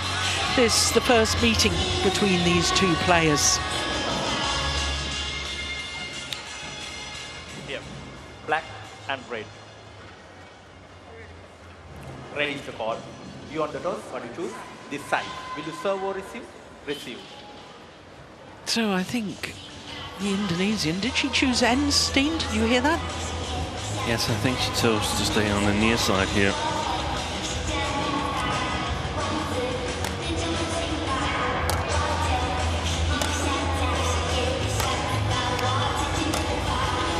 Well, there's more than 30 places difference on the world ranking between these two players.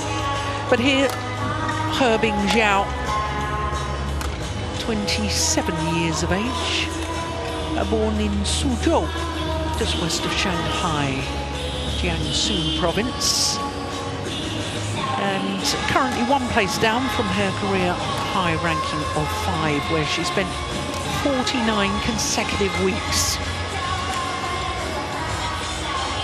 Looking at her results, well, on Saturday, she played against Singapore, beat the top player there at first singles, Yo Jamin, and then against Canada, beat Michelle Lee, again playing at first singles. She was rested against India on Tuesday, the quarter-final on Thursday, as she was playing second singles and had to come from 9-15 down in the second game before winning it 22-20. Beat Nozomu Okuhara in the semi-final yesterday, raced to a 15-love lead in the opening game. She started quite brilliantly in yesterday's tie. So to her opponent, Esther Norumi Tri Wardoyo, 18 years of age, born in Jayapura, the capital and largest city in Papua province on the island of New Guinea. The younger sister of Chico Wardoyo, who is likely to be playing in the Thomas Cup final later today. 38 on the world ranking, as you saw, but has been 1 place higher. Now, she has been selected for all matches in the campaign. Against Hong Kong, China, she won that, and then against Uganda, against Kobugabe, and then against Japan, she lost to the left-hander Aya Ohori. Quarter-final, she beat Keitong, another left-hander, and in Saturday's semi-final, beat Kimgar Orang in 3 games. Poin-poin awal serang dulu, ya.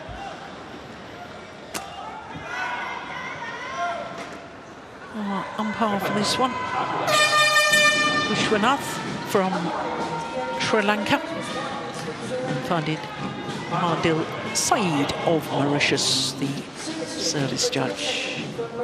Ladies and gentlemen, on my right, Indonesia represented by Esther Nurumi Tri Wardoyo. And on my left, China represented by Tevin Chayo. Indonesia to serve level play. So Indonesia and Esther Wardoyo nearest to us getting this third match of the tie underway.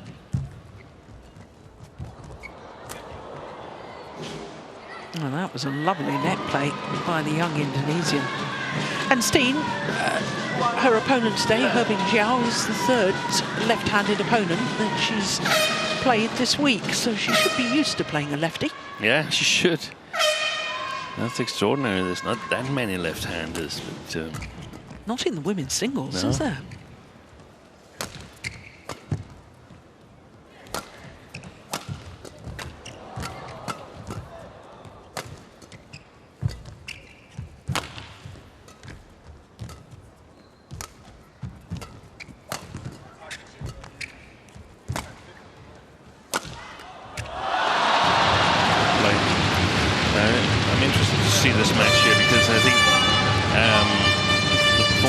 Of Herbing Jiao has been a little bit up and down.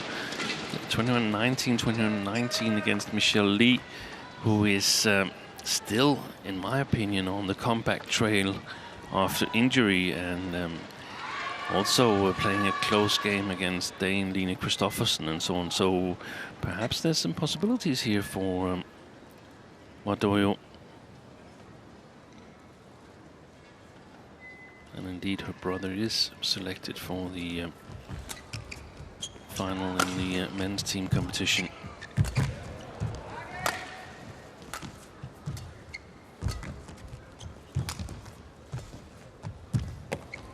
Lovely net shot. Yeah. Play.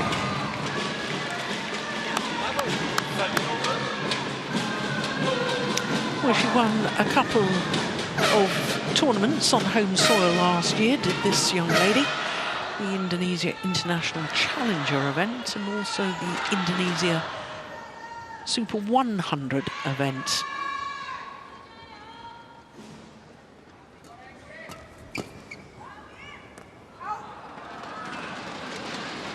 Indonesia Challengers point out.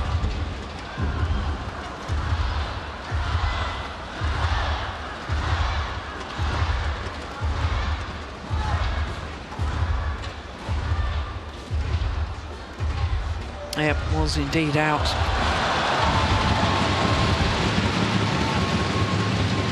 Challenge done successful.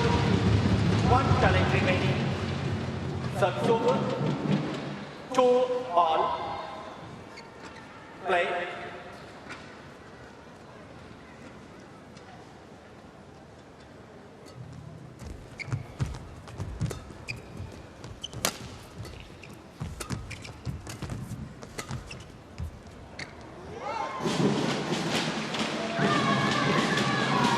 Service over.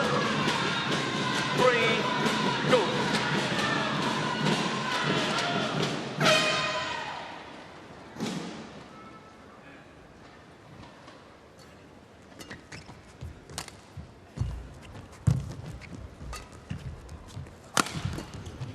Oh, good defense.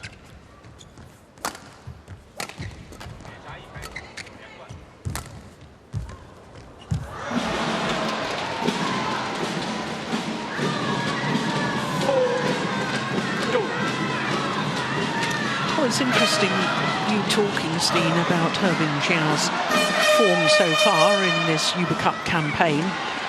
Yeah, when you look at her tournament results so far in 2024, 6 tournaments, at least a quarter-final in all of them.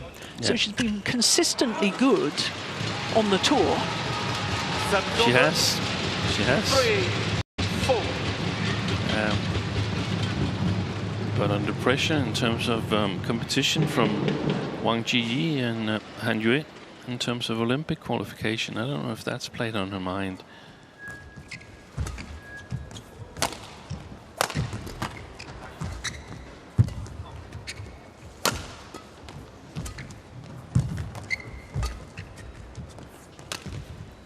on to me.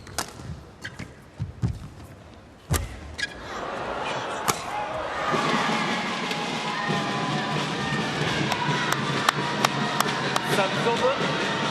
5-3.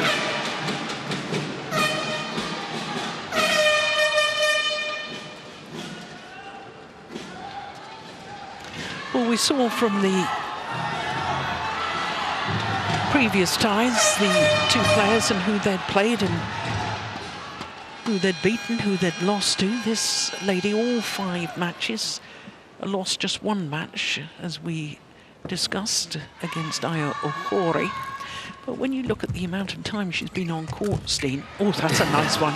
4 hours, 36 minutes, as opposed to 2 hours and 46 minutes.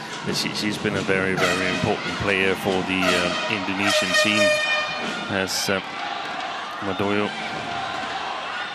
that second women's singles who very often decides whether you're up or down going into the final 2 matches.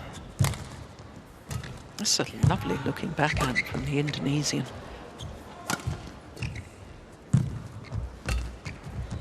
And all right. What a good start by Wardoyo. She's got her elbow heavily strapped. She's got her right thigh heavily strapped. Now, 4 hours and 36 minutes has taken its toll. Yeah.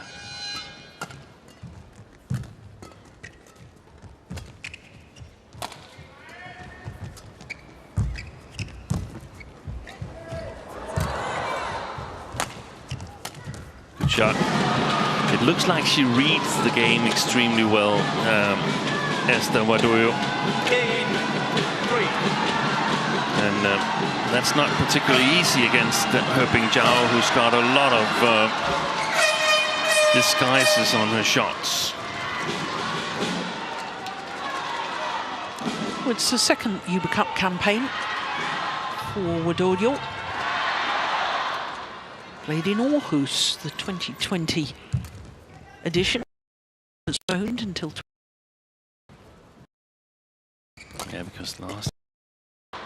Played in Aarhus, the 2020 edition, postponed until 2021. Yeah, because last edition.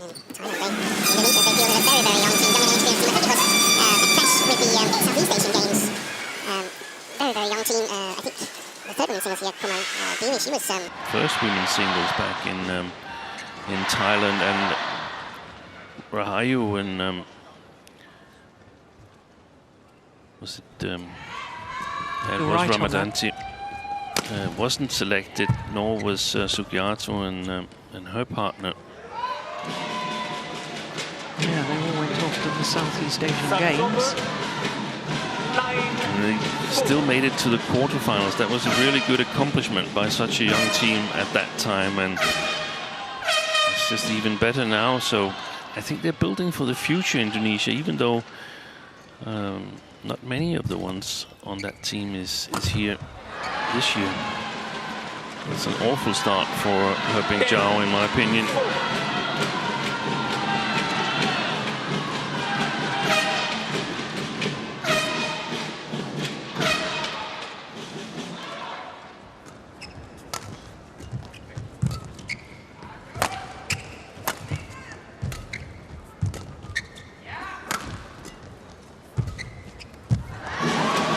11 for the advantage for Indonesia at the mid-game interval, and a stunned silence from the packed crowd here in Chengdu.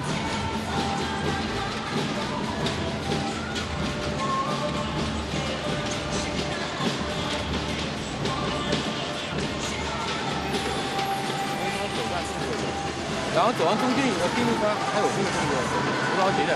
走完这样，它一分出来，你再给2个对角就好了。然后传球呢，如果感觉不舒服，软压硬一点，哎，我跟进下一盘。全是速度节奏啊，直接打快就行，好吧？啊，果断一点。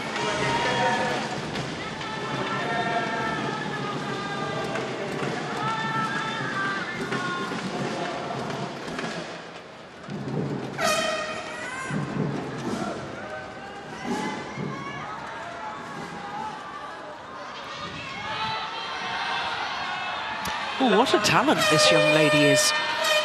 I totally agree. I think we're going to hear much more of her.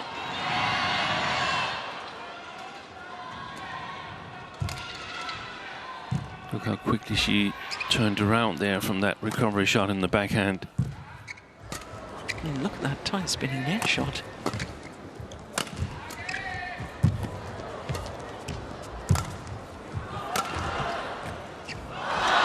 Yeah. Really just a half smash there from Herbing Jiao. Not giving her opponent any pace to feed off on Wardoyo's defence.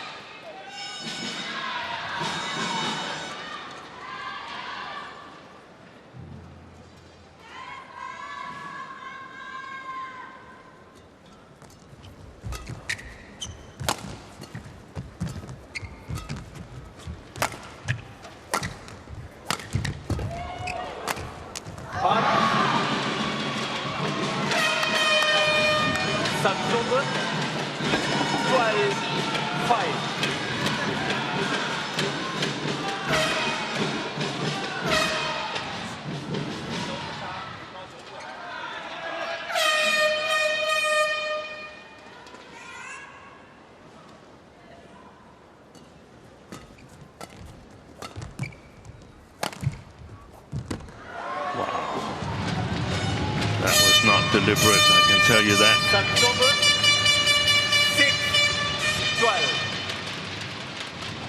That was an air shot, a lucky air shot from Herbing Jiao.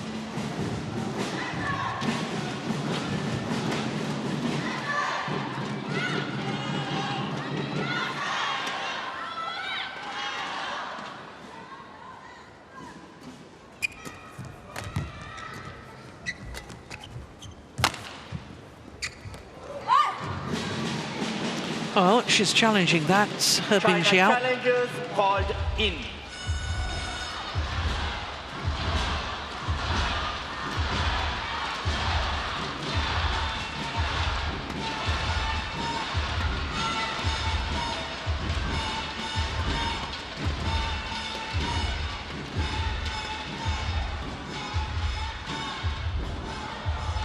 Good challenge. Just on. 7-12. Play.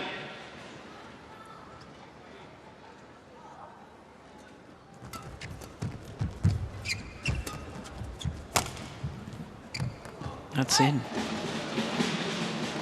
And the sideways drift keeping that one in. 13-7.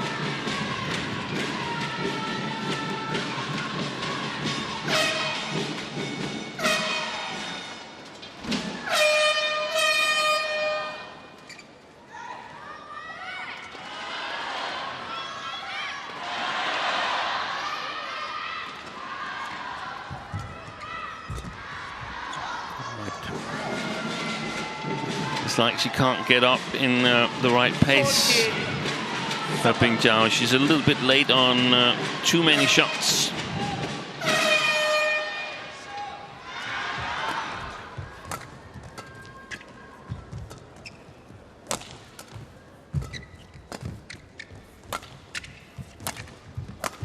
That's nice.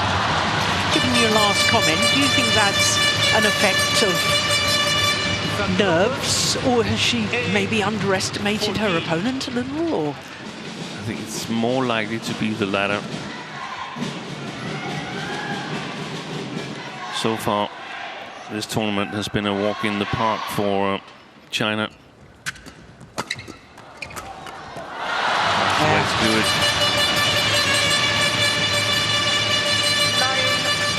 9-14. Right to 14.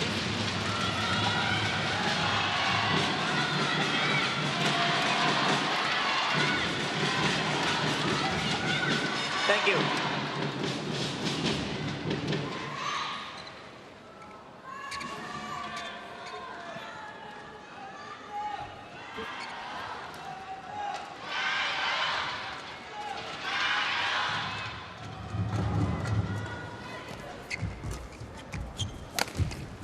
Missed it.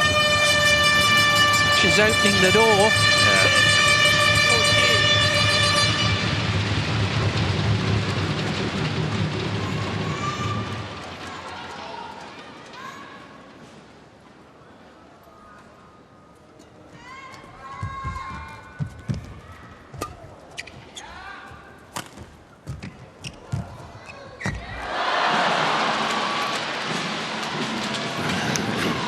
Net play has been wonderful so far. I think it's a little bit lucky, but look how quick she is on that one. Look how early she takes it.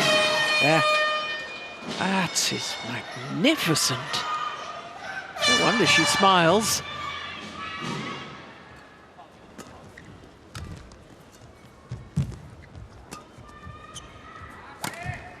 Beautiful. Sensational shot. 16-10.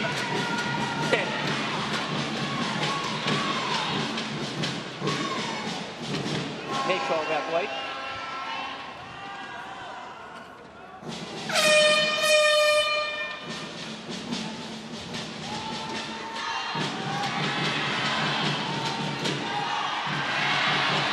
I must admit that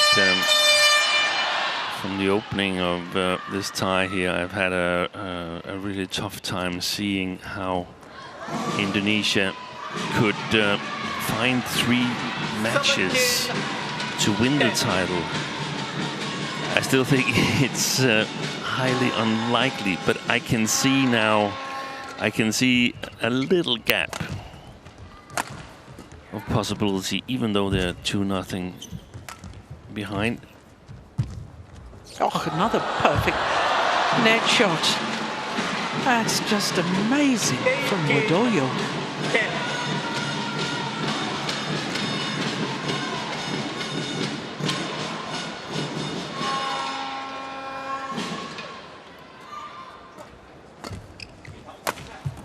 Missed it. 19-10.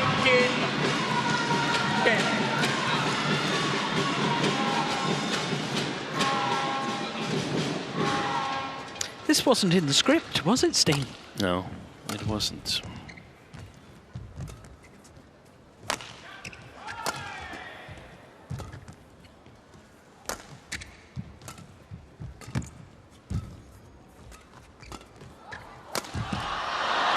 That's good. Well, Indonesia challenges. Wardoyo begs to differ.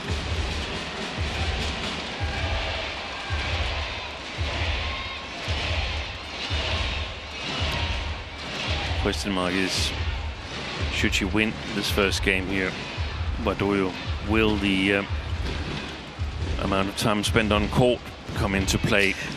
That's why I mentioned the amount of time on court. Because she's played faster. Wait, that's a good challenge. It's a very good challenge. And it is game point opportunities. 10 of them Game point. for Esther Wardoyo. Play.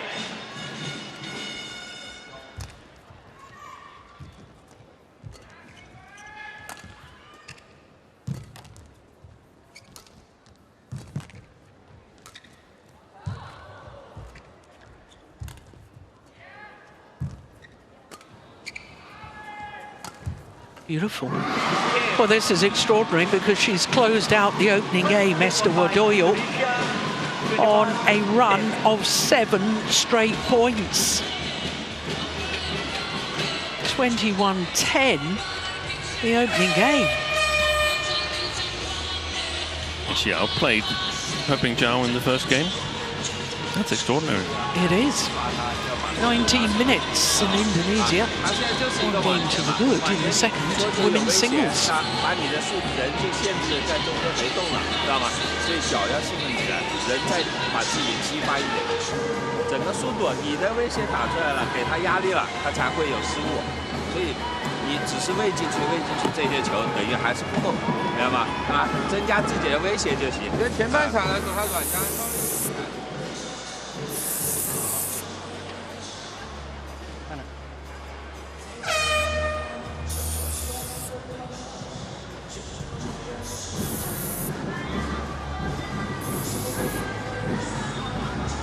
Well,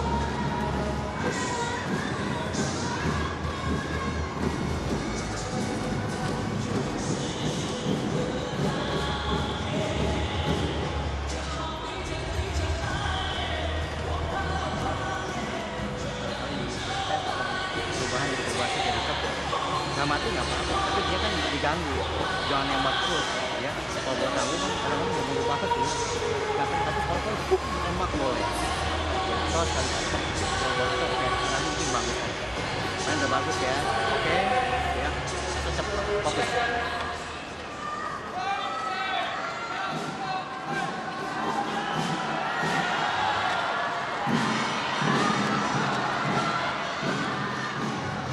So this lady, the 18-year-old Esther Norami 3 Wardoyo, 1 game to the good against Herbing Jiao.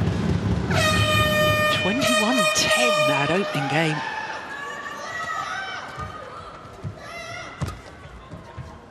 Now what's Herbing Jiao's response going to be? By the way, before we really get into this second game, Steen, I want to mention the Indonesian coach who had a cold spray with him. Yeah. And he was applying the cold spray. And there's no limits on how many times he can do that. Exactly, as long as it's during the mid-game or in-between game breaks. No need to call to the medical team. Why are more players and coaches doing that? Good to see. Well done, Indonesia. Hopefully that'll set a trend.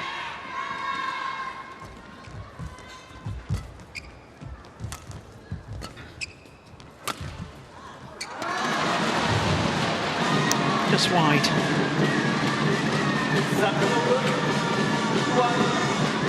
So do you expect Herbing Jiao to be a little more proactive and a little more aggressive in this game? Yeah, I definitely do. She needs to take control of the rallies. I mean, at the moment, she's moving slower than Esther Wardoyo. And so she needs to make up for that with the rackets or start moving faster.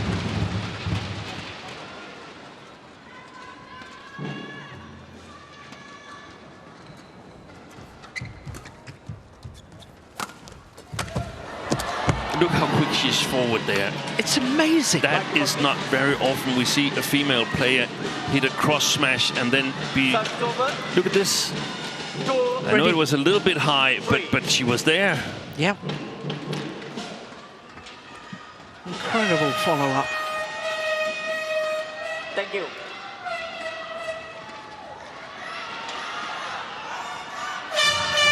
And the extraordinary thing is, in my opinion, when she walks around court, and she doesn't look that explosive. No.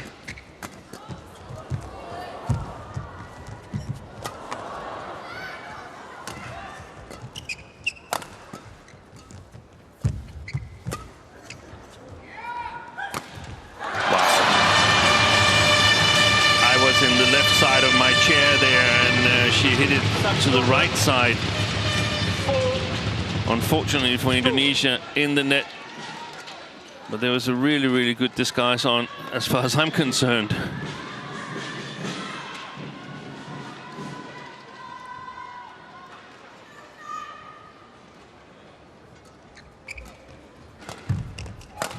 Oh my word, that's a wild one.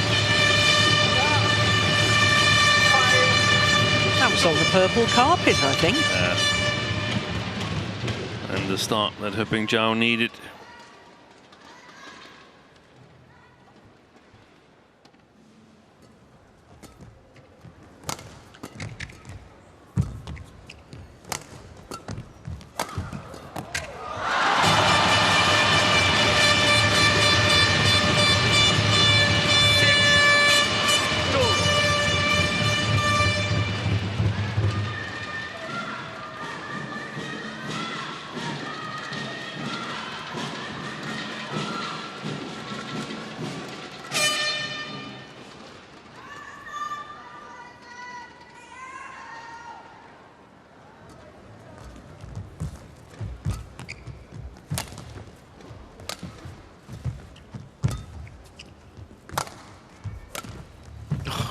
Magnificent.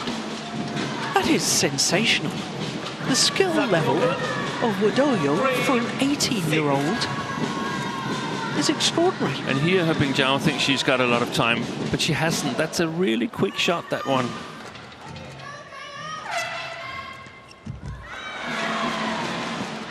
I can't see anything, but no matter the result of this Uber Cup final or for the Uber Cup part of the tournament, to me, even though Tunjung has been super important for Indonesia's final, then Wardoyo is going to be it's called epiphany of the tournament. Yeah. All good.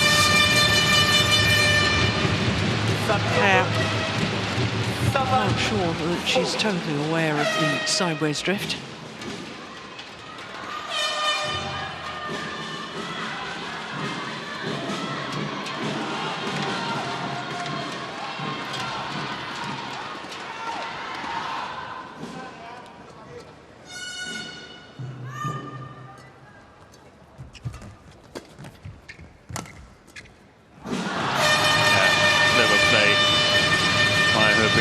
Not leaving so many options for Wardoyo as she did in the first game.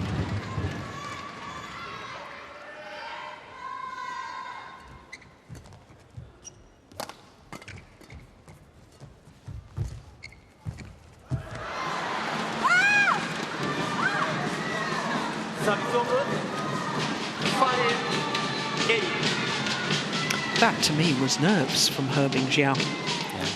He was there. Yeah, look at the grimace after the rally.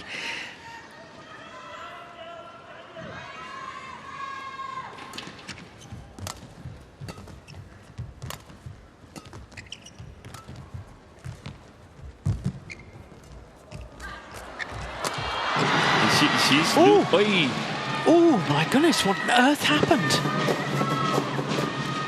6-8. She didn't just lose her footing. Have a look here, Steen.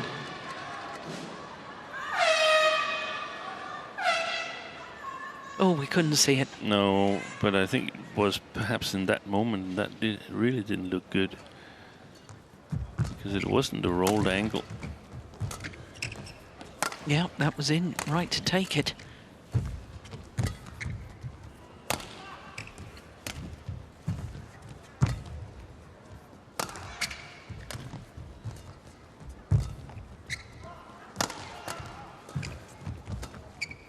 Deception again.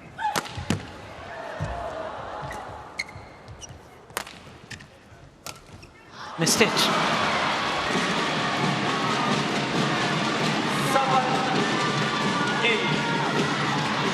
If Wardoyo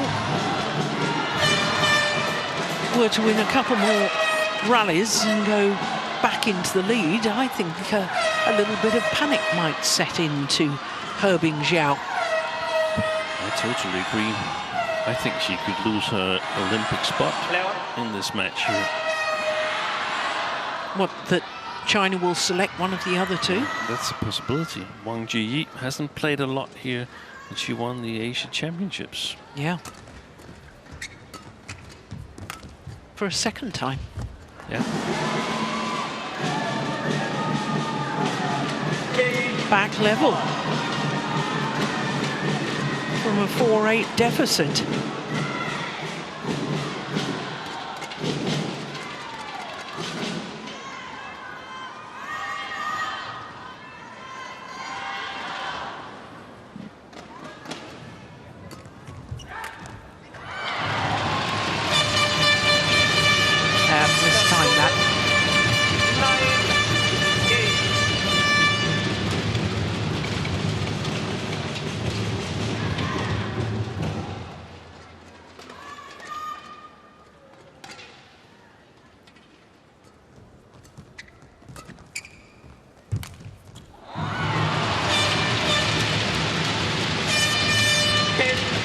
Well, she's vastly experienced as this lady. She knows how to deal with pressure, handle pressure. It seems that there's been some openings on the backcourt of Esther Wardoyo when He Bingjiao can put her under pressure. Oh, but that was a nervous-looking shot again to me. 9-10. It's the situation when you start a little bit slow because you feel you've got it under control, and then oh yeah, I lost the first game, and then you figure out this is not good. Oh, a lucky net cord to go to the mid-game interval with a 2-point advantage. Bing Zhao and China. Wow, crikey, that bounced off the top, didn't it? Immediately apologises for the good fortune, raises her right hand in apology. Well, secretly being delighted with it, no doubt. 11-9, second game in favour of China. 刚才包干压头点高啊，气完直接站着就车人站头点了，啊，赶头顶。哎，自己果断啊，大胆。你看，自己起来。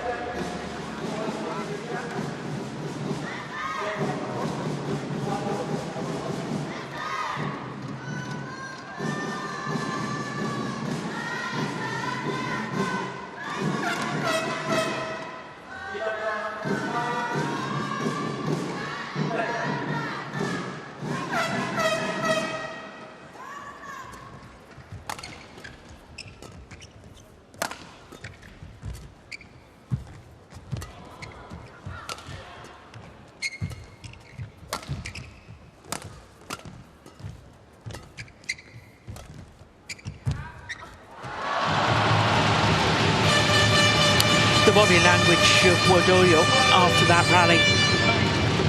Disappointment. Turned and looked at her coach. She just got an extra dose of cool spray. A sign that the legs are feeling the workload. Feeling the 4.5 hours plus of competition badminton she's had in this competition. Oh no, you were right, Steen, she shouldn't have taken that.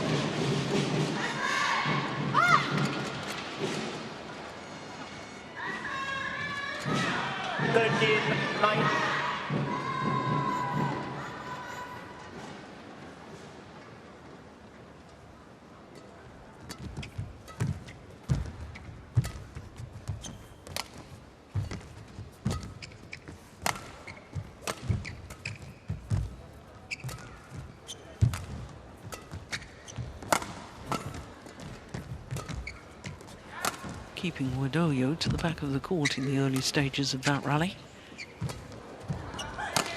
Missed it.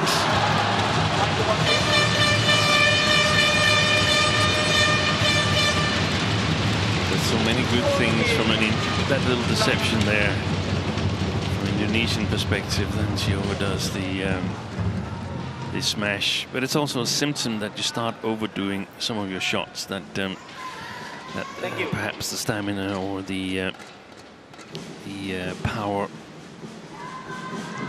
in the legs are not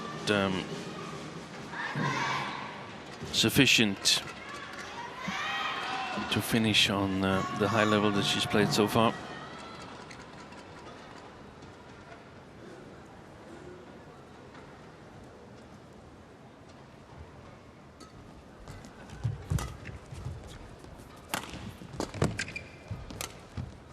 Missed it.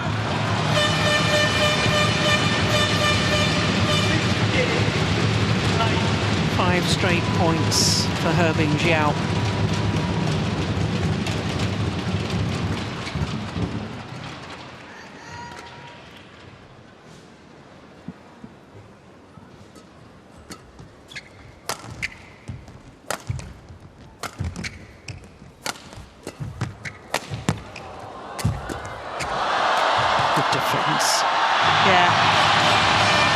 Weathered the storm, and I can tell you that Wardoyo crouched down on her haunches after the rally and once again turned to look at her coach as if to say, what do I have to do to win the point?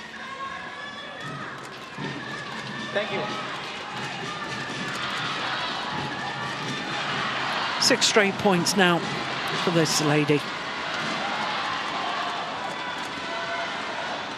And Steve, we've learned to say never in badminton, but it does very much look probable that we will be treated to a third and deciding game.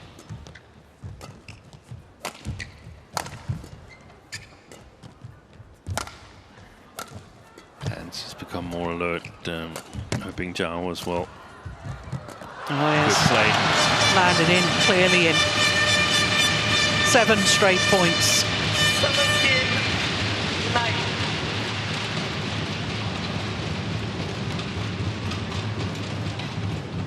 And in badminton terms, that wasn't even particularly close to the line.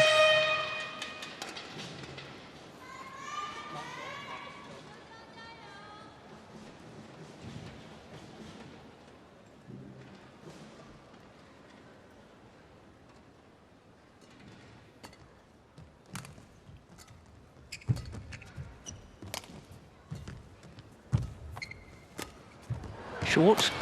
Oh!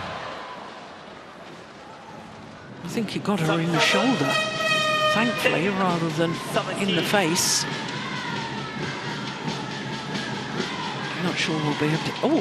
Oh, got her on the head. I think she touched the net with the follow-through of her racket.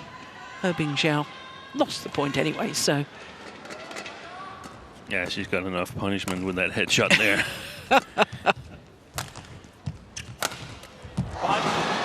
Yeah, good shot. 11-17. Well, Steen, I was saying that it's 16 years since Indonesia were in the final of the Uber Cup. It's actually 14 years since they medalled. And that was a bronze medal. Portuguese in 9? No. 2010. 10? Wow, that's a long time.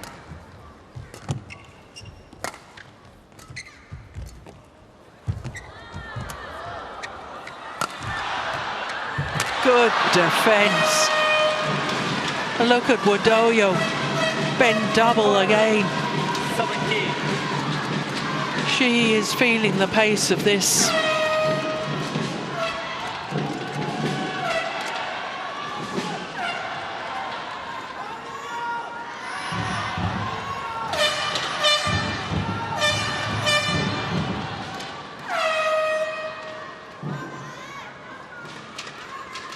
Make it pretty quicker.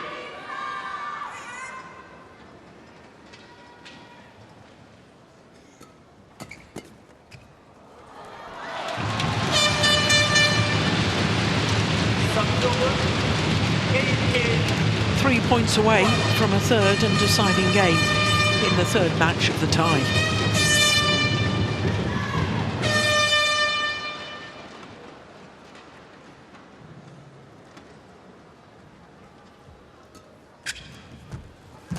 Deception.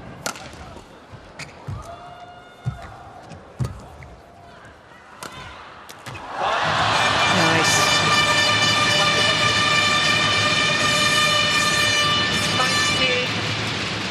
19-12.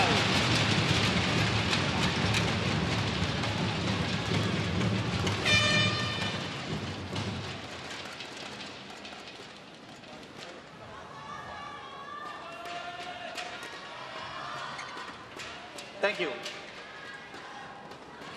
Yeah.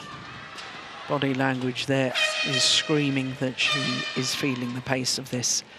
And feeling the pace after 5 previous matches in this campaign.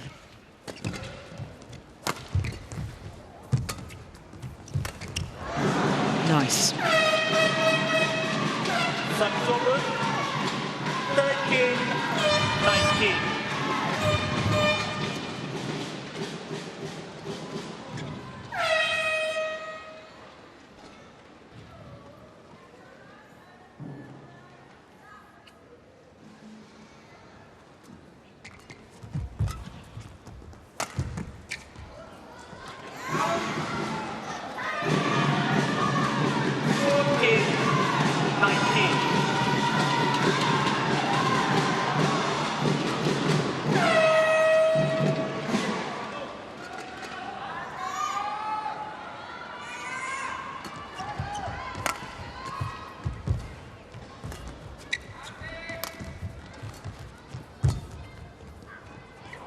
long of the back line, and it's game point opportunities for Herbing Jiao to level this second women's singles at 1 game apiece.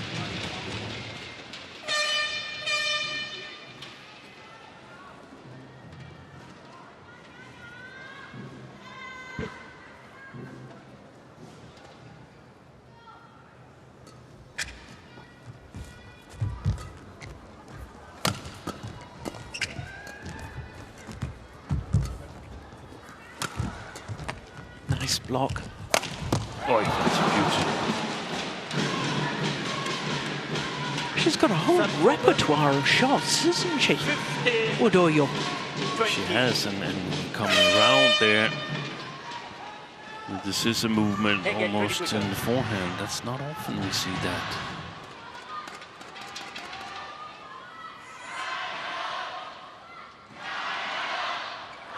Oh my goodness. The first service error of the match gifts the second game to Herbing Jiao. 21-15, 1 game, all confirms the umpire. Look at the anguish on the face of Wardoyo. 42 minutes into the match and 1 game all.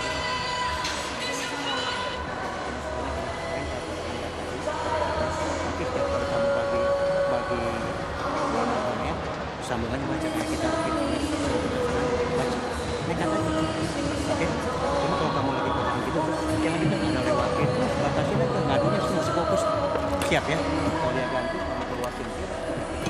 Ya kamu mau ganti duluan mungkin. Tutup semua kamu. Jadi kontrolnya ada di sana. Siap?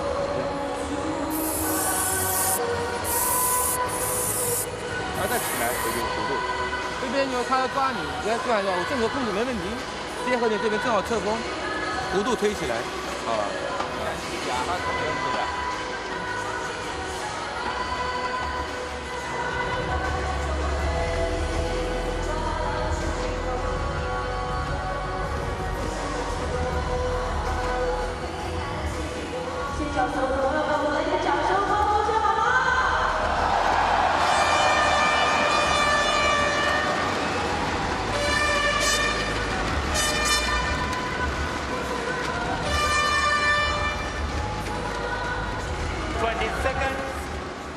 20 seconds.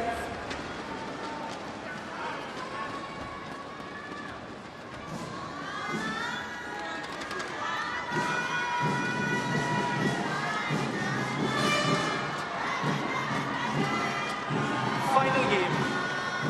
Local. Play. So third and deciding game in the third match of the tie. Remember, China lead the tie. 2-love, they only need 1 more match and then they regain the Uber Cup.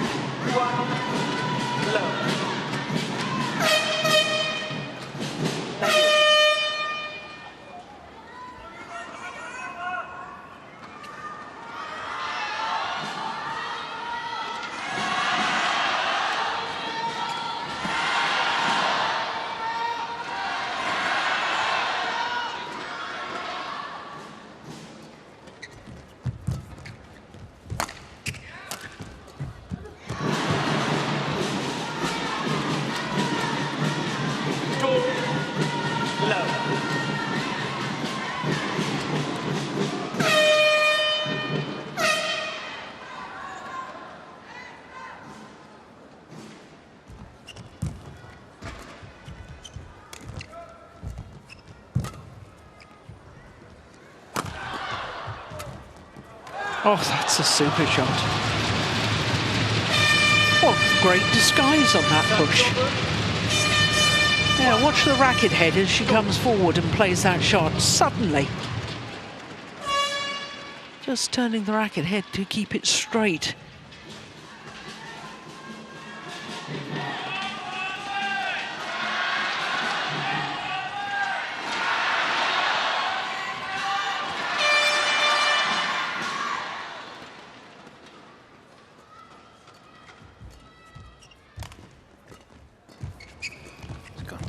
step forward there, hoping Zhao when she's got pressure, and Wardoyo is playing backhand.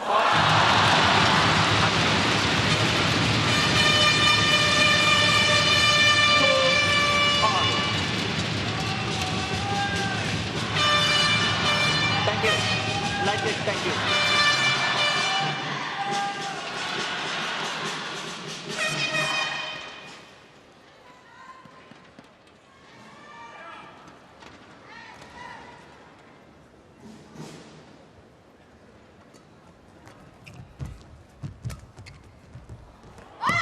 Oh, it's landed in. Misjudgment from Herbing Zhao.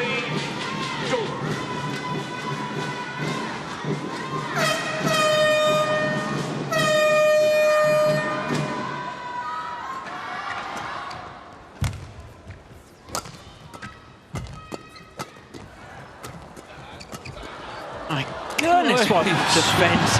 Well, Steen, you wanted her to step forward. Yeah. She certainly did in that rally. That looked like a practice exercise.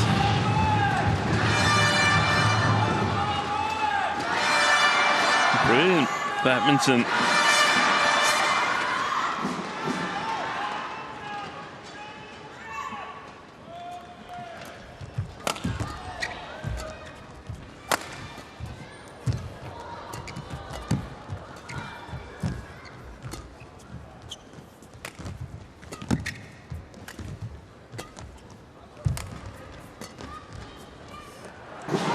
Pushed it long.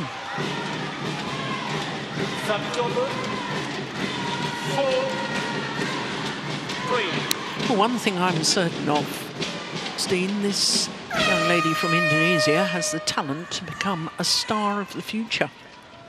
Absolutely agree.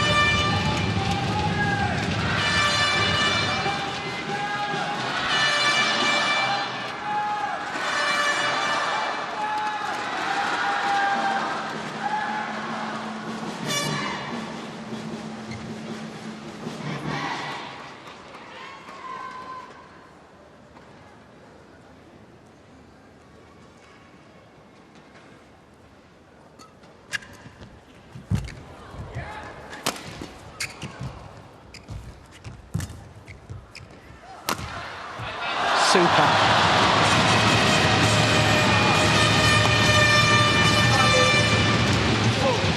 Something about the legs of Wardoyo that's not really good. I hope it's not a slight injury, and I hope they sort of can protect her as much as possible for these injuries that can be really devastating if they are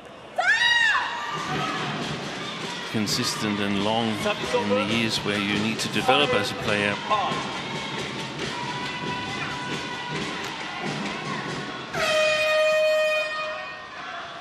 Well, prior to that last rally, while Herbing Zhao was 5-4 up, that was the first time actually in the entirety of the match she'd been in the lead.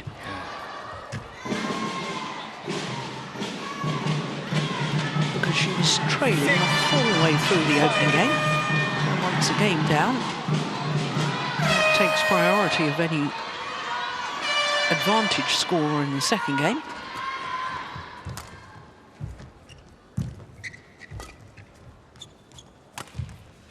Missed it. October 6 6-6.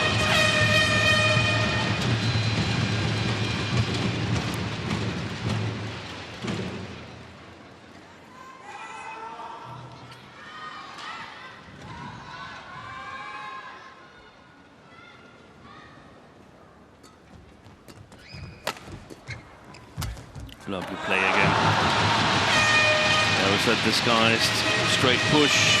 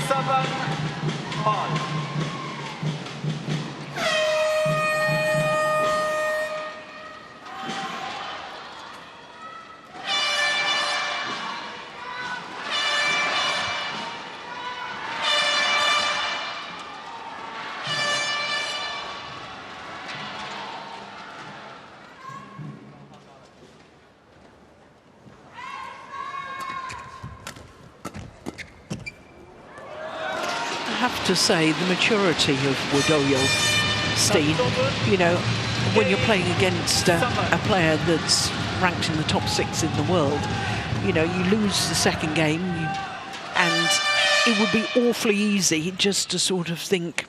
Okay, there was that. Yeah. Yeah. But she's fighting every single rally. It's a really good attitude. That's why I think they selected her back in 2021. She must only have been 15 or 16 at 16, that time. I think she was. Yeah, I think so too. And they also have... that's what I think is positive for Indonesian women's singles, that they have a number of players, young players at the moment, who are doing well, and Gregoria Mariska Tunjung is raising her level as the trailblazer. And that's super important. I'm not really sure what's happening with Kusuma Wadani. She's not in the team.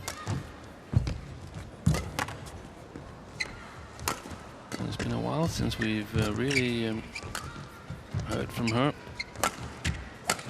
She's not much older than... Good play from Herbing Jiao. Well, my understanding was Putri Kusuma Wadani had joined the police force. I saw a picture of her in police gear. Yeah. So maybe she's quit. Maybe. I don't know. Thank you.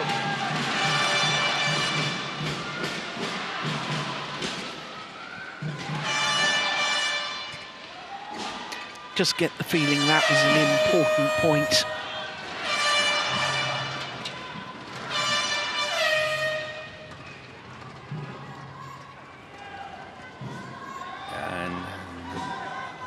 She's alert now, Herbing Jiao. No more shock starts from Wardoyo.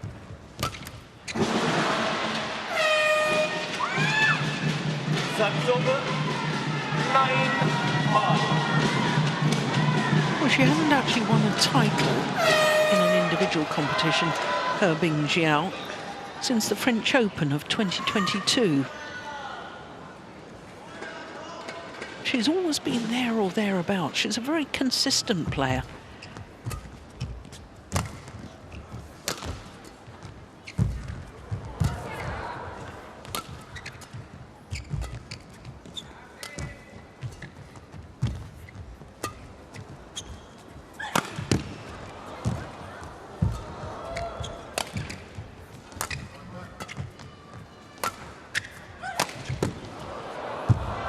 This is a good rally. It's going to be an important rally too. Brilliant! Wardoyo threading it down the line. Final shot of the longest rally so far. Look at that! Precision perfect.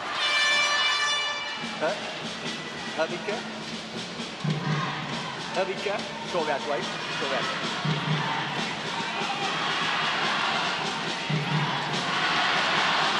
Thank you. advantage, Indonesia.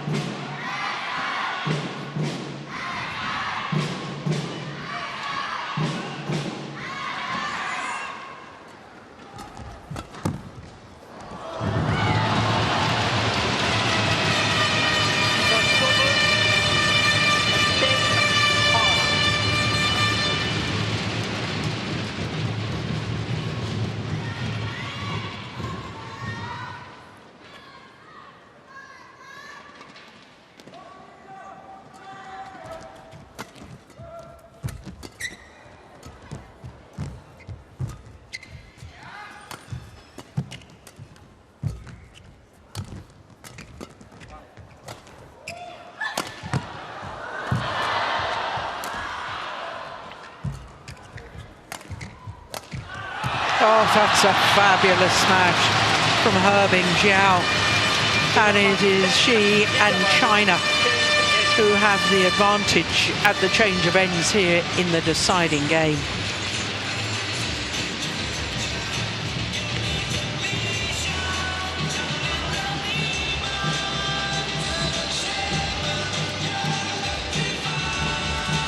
Really made an effort to get behind that one when there was really only half a chance. And she made it count, Herbing Jiao.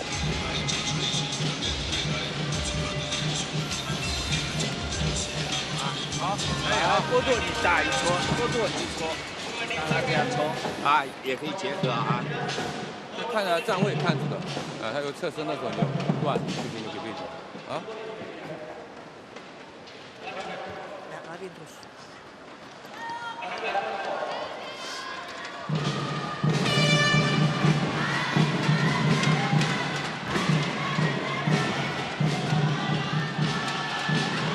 Well, after the dive, there was a grimace. I hope it was of anguish from Wardoyo and rather than pain. 11, 10, play.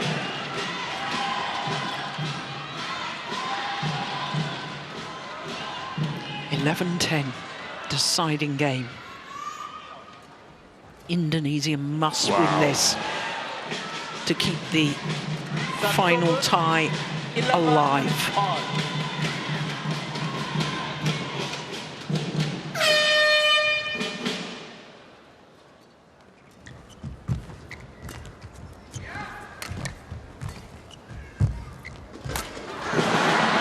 She's playing brilliantly at the net. There's the Wardoyo.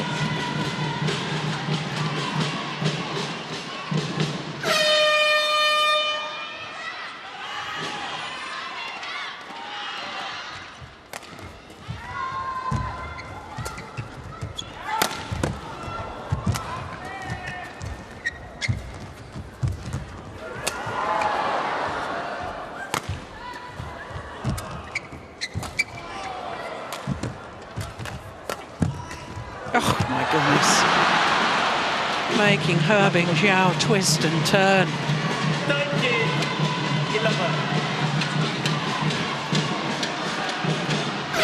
It looks like she's also trying to raise the pace as the Wardoyo. I didn't think she had the ability to do it.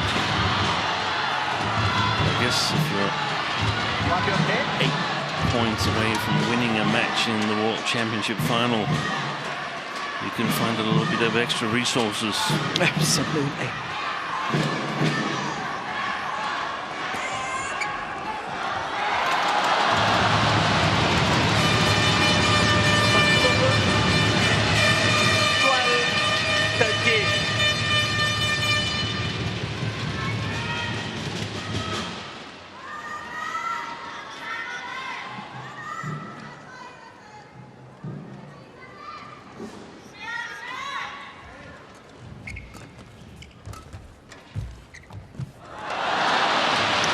That was a tame point from the Indonesian.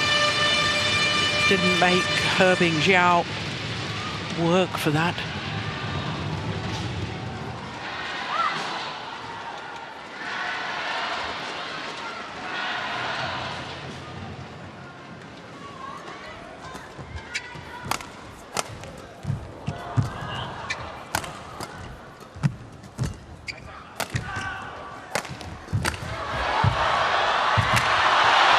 of retrieving. Oh! That is brilliant!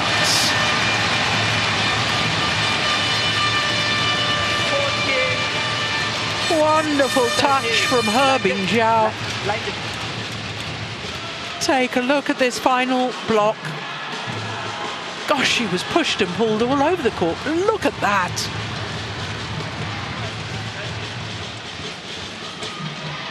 Back on court. Thank you. Lunges, thank you. Certainly no lack of effort from either of these players. 14-13.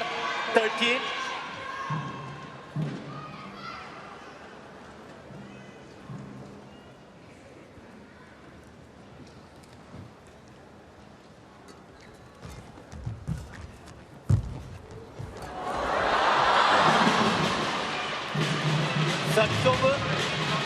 14 all.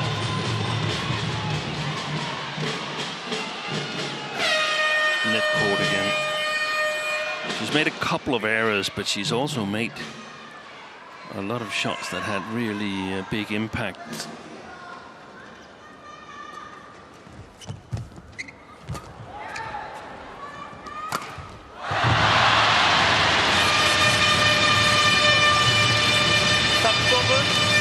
Chen banging the drum.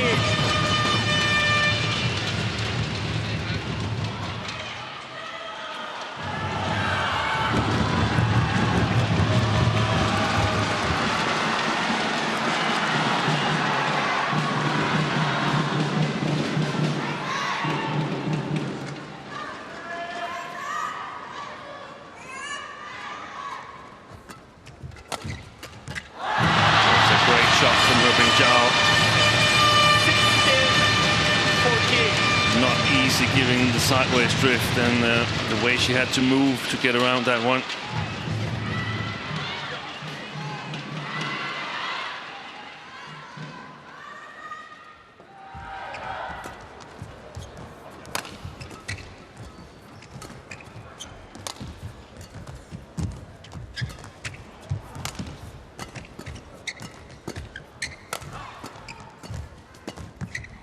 It's going wide and long.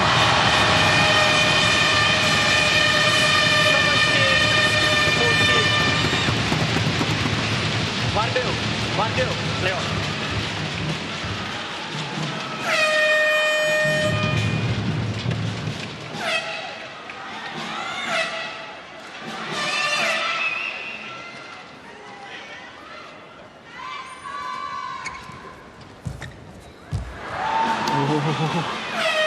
The nerves are still jangling, understandably. 17.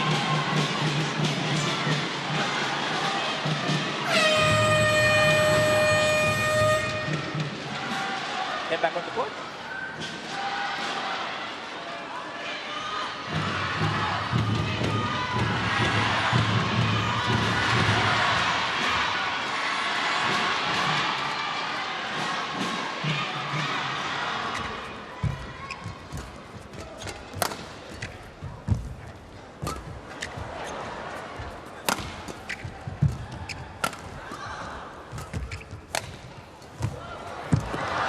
Amazing.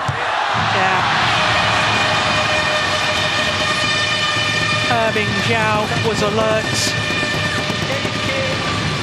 to the cross-court net shots, and the left-hander was ready and waiting.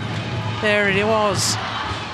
And now Herbing Zhao with a 3-point advantage, 3 points away from the match, and therefore a 3rd point for China to win the Uber Cup.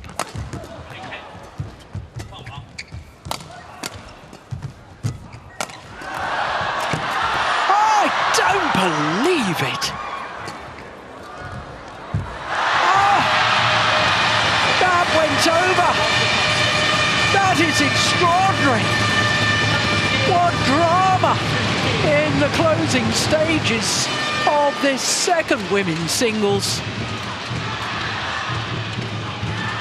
Back on court. 2 points needed. for a 16th Uber Cup for China.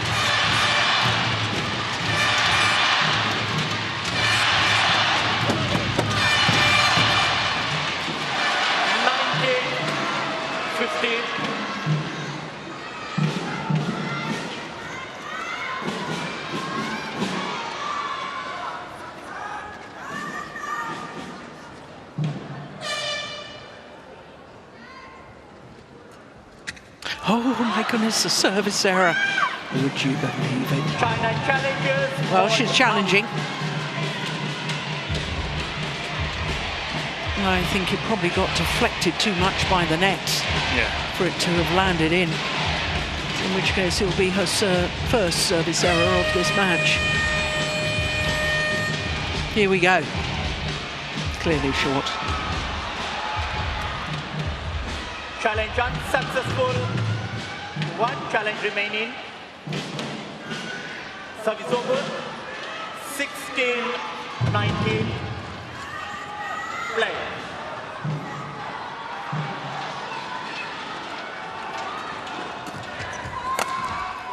Missed it.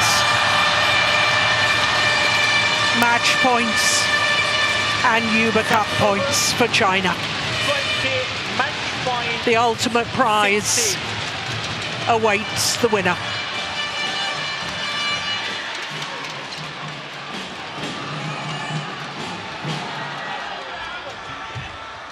Oh, that was a nervous-looking shot. 20.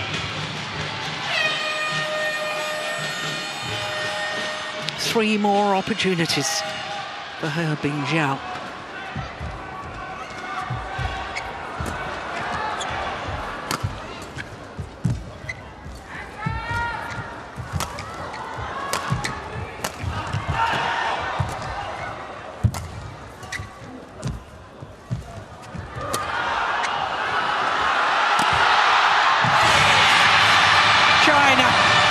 Regained the Uber Cup. A 16th time that China will lift the iconic trophy.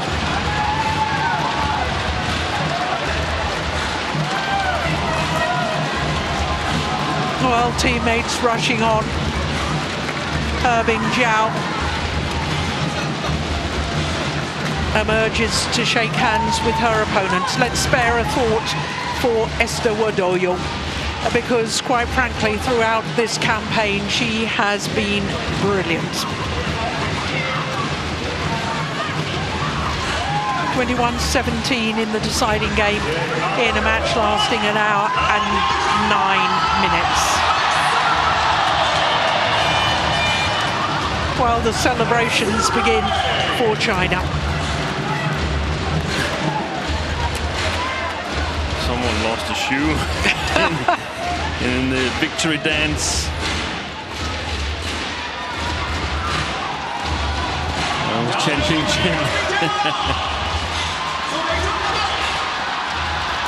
Well, China do have the most extraordinary record in this team competition. A 20th final today in only their 21st appearance in the Uber Cup competition. A 16th time that they will lift the trophy aloft.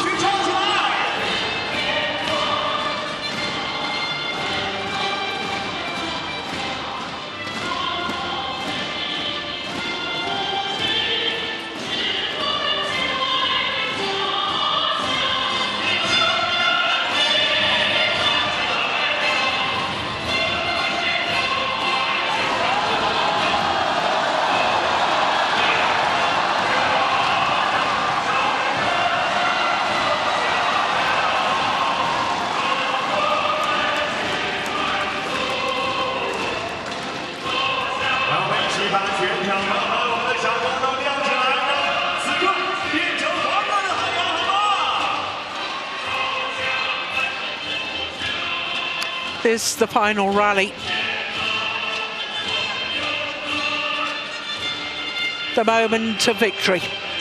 Bingjiao sinks to her knees.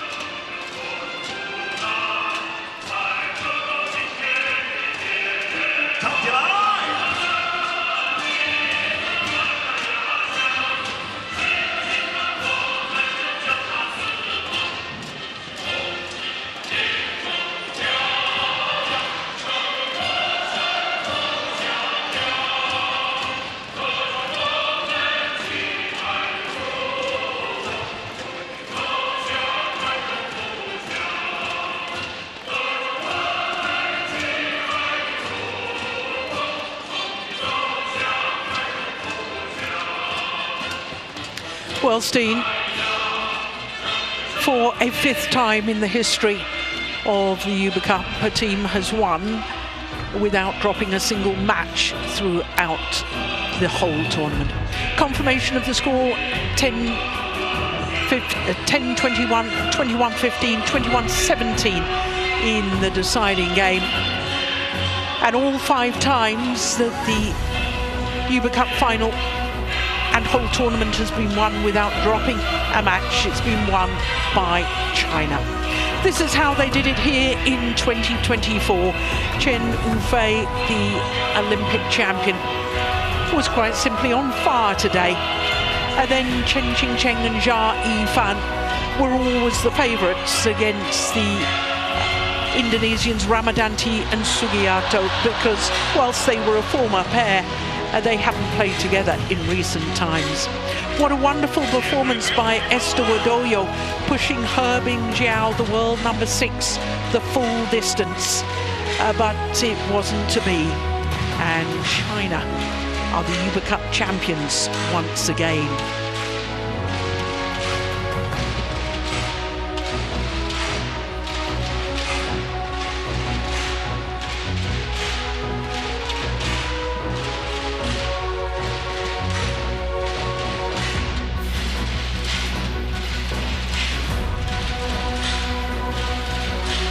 Well, Steen, I think the defeat in the final 2 years ago to Korea, having been 2-1 up, hurt China somewhat. Yeah, I think so too, and I think they had something that they would wash away on home soil. Yes.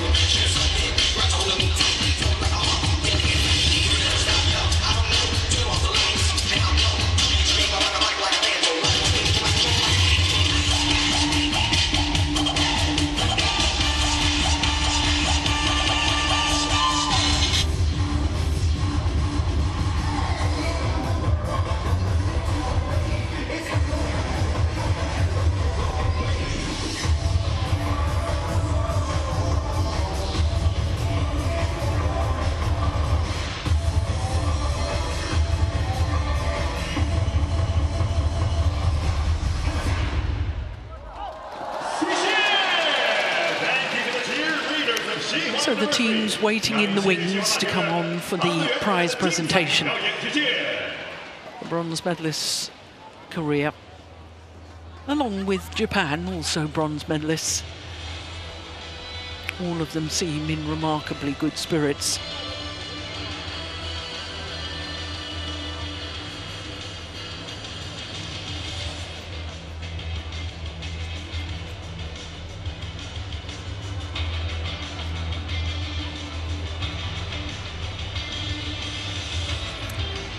Well, the Chinese pair who were selected for the fourth match, Liu Shengshu and Zhang Shuxian, obviously just back from the practice courts. Lots of selfies going on.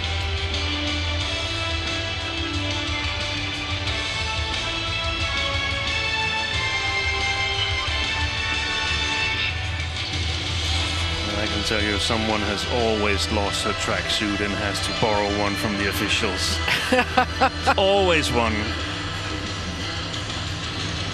There's a voice of experience. It's been a wonderful team effort, though, from China, hasn't it? They've fantastic. They've spread the selection so that every single player in the squad has played. Yeah. And it's we've seen coming over the last couple of years or so that they were building a really, really strong team. Yeah. I think it was interesting. The second women's doubles selection in quarterfinal, semi-final, and the final. That was a scratch pair, not totally scratch because they won a tournament together. Yes, that was the Indonesian Masters last year. Yeah. That was a 500 event. A fantastic tournament they played there. Liu Shengshu and Zhang Shuxian. 银杏合唱团带来的吟诵表演《花中锦官城》，作为成都市园会飞花恋活动主题推广曲，这一曲。 I could easily see that being a pair for the future, those two. Yeah, I agree. Yes, Chen Yufei led from the front, didn't she? Yeah, what a difference from 2018 when she first played the first women's singles for China in Thailand and really struggled. She's come of age. In the quarterfinal, she lost to Mia Blichfeldt, and in the semi-final, lost to Ratchanok Intanon. And of course, Thailand went on to reach the final, beating China in the semi-final. That's the only time in all the Uber Cups that they've played that China has failed to reach the final in 2018. Which is also extraordinary. Yeah.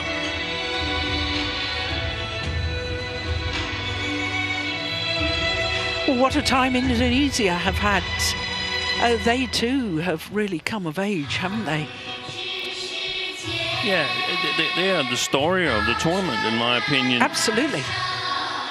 And also shows that you've got to have a strong team, but you also got to have a little bit of luck once in a while. They could have drawn China in the quarterfinal, yeah, finishing only second in their group. And then they wouldn't have been standing here smiling. No. So finished second to Japan in Group C. But then beat the number 4 seeds, Thailand, in the quarterfinal stage. And the defending champions, Korea. You alluded to it during commentary that Korea didn't have the availability of An Se-young for the semi-final stage because she was desperately ill after her quarter-final. Yeah, she couldn't play, and throughout the tournament they also missed Kim Ga-eun, who was injured. So the story of Indonesia is that they could have lost in the quarter-final. But and the ones that they didn't, but the ones that lost in the quarter-final, they should go home and say, we could actually have made it perhaps to the final if we'd had the right draw, if we had a little bit extra luck, if we had a little bit extra margins. These Indonesian players, they go home and they're fired up and they want to practice and they want to get out and play tournaments. Luckily, there's a lot of World Tour tournaments coming up. Yeah. That's the same spirit that the quarterfinalists should take away from this tournament. the same 8 teams in the quarterfinal that we had 2 years ago. Yeah. The top 2 seeds from each group coming through. There is definitely, in my opinion, 8 teams that at the moment, with strength and depth, are really consistently winning in the women's game. Yeah. It takes a lot to build strong Thomas and Uber Cup teams. Anse Young there is the world #1, the world champion, and the rest of her teammates. I think it was Kim.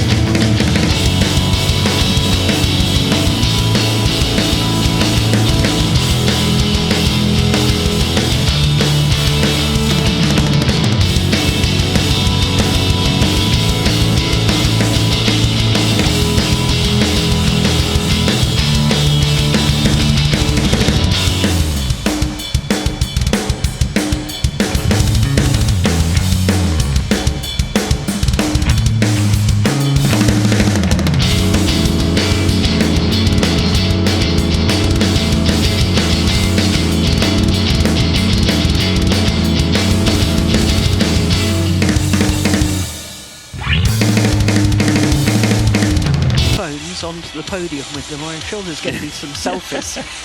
No doubt about it, because Lu Shengshu always likes to take a selfie when she's on the podium, doesn't she? Jingwu, who wasn't selected for today's final. Many of these players know each other from the junior years.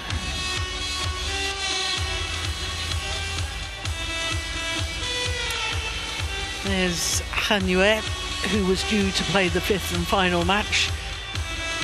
Should it have got that far? Goodness me, that's a match I would have loved to have watched. Because, in fact, the Indonesian Dewi had beaten Han Yue on the only previous time that they had met. Yeah, that's the thing. There was a chance. There was a small chance. Yeah. But for China playing at home in China, it's they always get a little bit of extra motivation, don't they? I think the Chinese team. There you can see Shashwanse. He's also a little bit cold there in the players' entrance. Much colder in the arena than the previous days. Fourth time that China has hosted the Thomas and Uber Cup finals. 2002 in Guangzhou. Then in 2012 in Wuhan, and of course a place special to your heart. Exactly. 2016, Kunshan, because that was the one and only time that Denmark have won the Thomas Cup.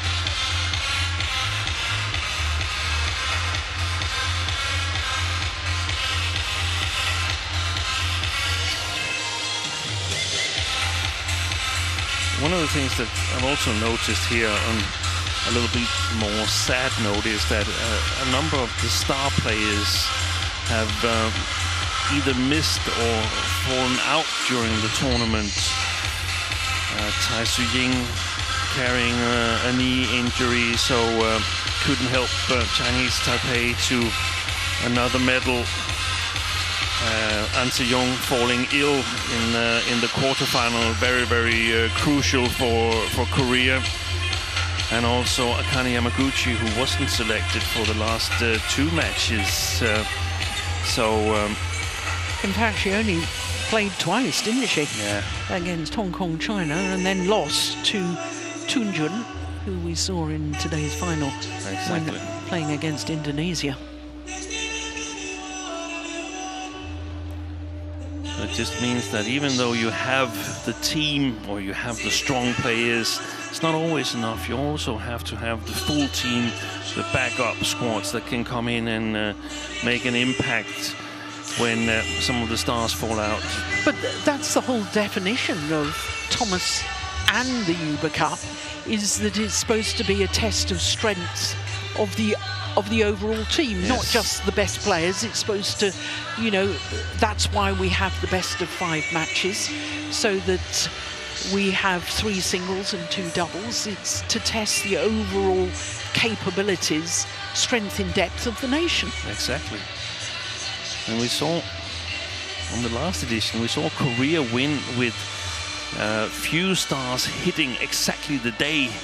And that can be done, but it's hard to do it consistently. Consistently, it should be the strongest team, and it is, in my opinion, over time, the strongest teams that are winning the title.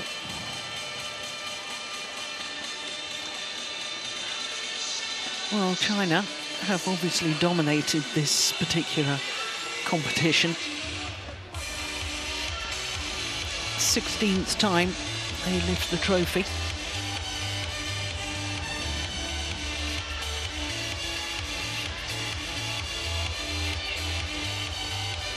Since we've had the best of 5 match tie scenario, we've only had China, Indonesia and Korea win the Uber Cup. Of course, the competition goes back further than that, and there have been 5 different nations to win.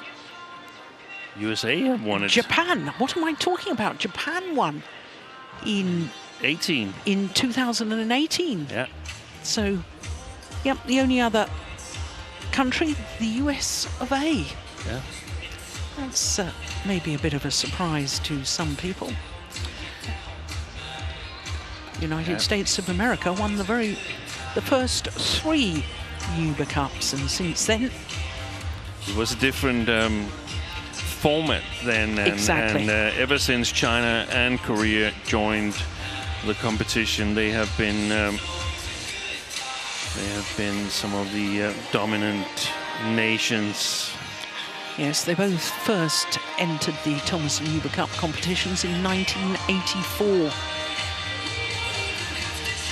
In terms of that, it's good to see Indonesia report back after being absent from the podium for many years, and with you already mentioned the average age of the team, that's players that we're going to see in the future also in the Uber Cup.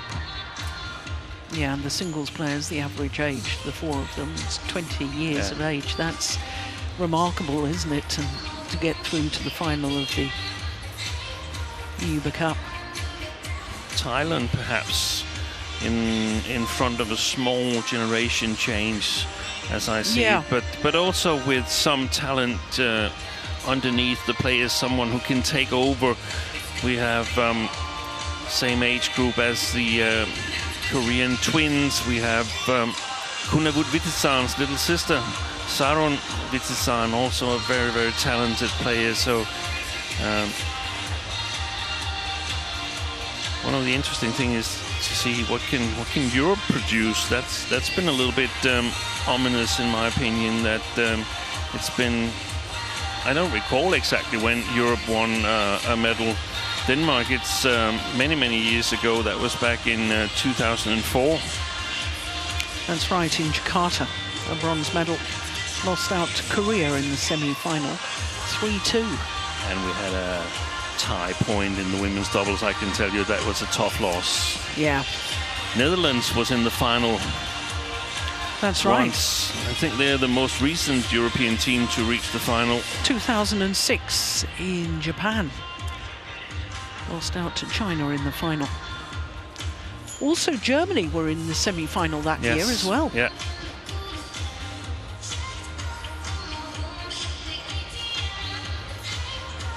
Had a couple of nationalized players, both Netherlands and Germany at that time. Yeah, and that also made had some strong players in their own right. Yeah, Germany medalled again 2 years after that. Medal in Japan. 2 years later in Jakarta in Indonesia. Again, a bronze medal.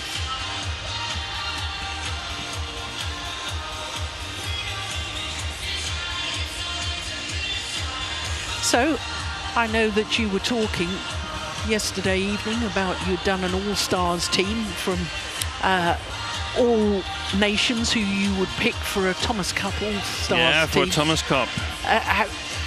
Well, go on then. Who's your most valuable player, do you think, for the Uber Cup? It's difficult for the Uber Cup because the depth in the Uber Cup nations are not as strong as the Thomas Cup. So it will be. I mean, the Chinese team, they've won all their matches without conceding a game. So it's hard. Match. Without conceding a match. Yeah, they conceded a game just recently here. Yeah. So it's hard to see past them, and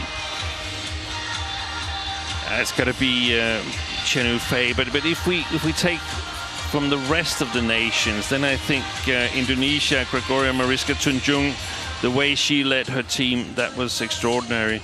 Yeah. And in the doubles, I would say Baekana and Lee So-hee from Korea, they kept it together for Korea, winning a bronze medal, even though they were without their two best singles players in the end of the tournament. Well, the arena falls silent. The prize presentation about to begin.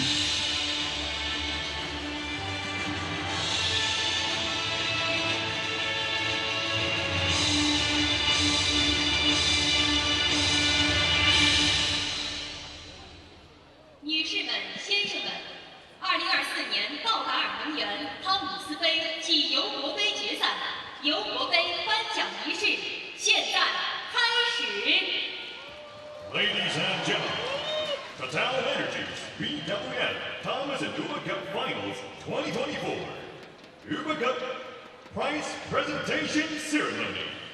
有请获奖运动队入场。 Let's welcome the medalists.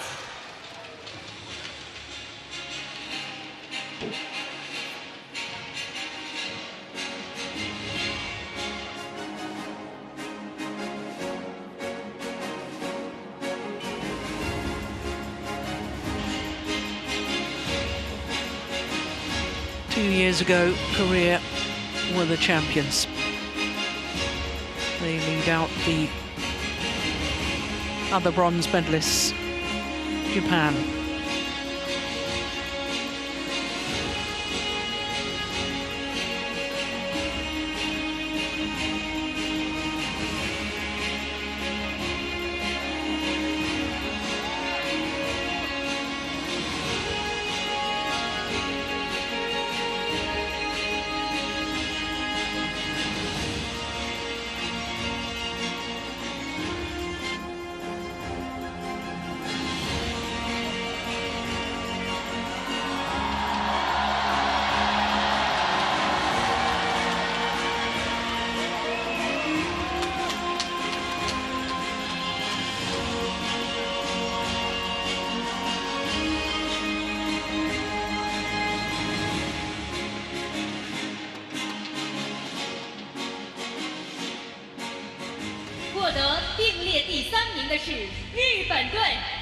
The first semi-finalist is Team Japan.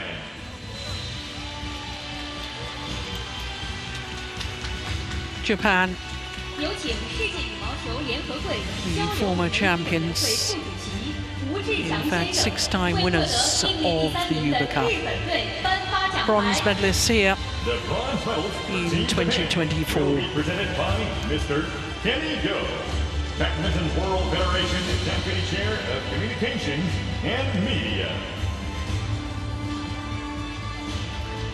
Nozomi Okuhara, the first to receive her medal. It's in fact an 8th consecutive medal in the Uber Cup for Japan. The last time they didn't manage to medal was 16 years ago. Chen Rashida and the youngster, my goodness, what an impact Miyazaki is going to have on the sport. The 10 good bits for Team Japan will be presented by Mr. Chen, Director General of Chengdu High-Tech Zone Administrative Committee.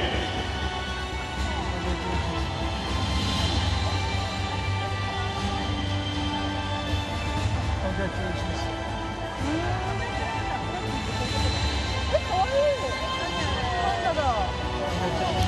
Akane Yamaguchi.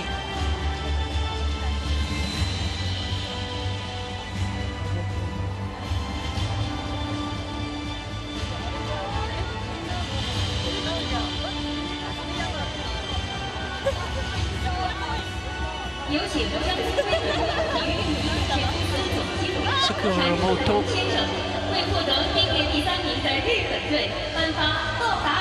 Suyama. Of course, all of the coaches also receiving medals.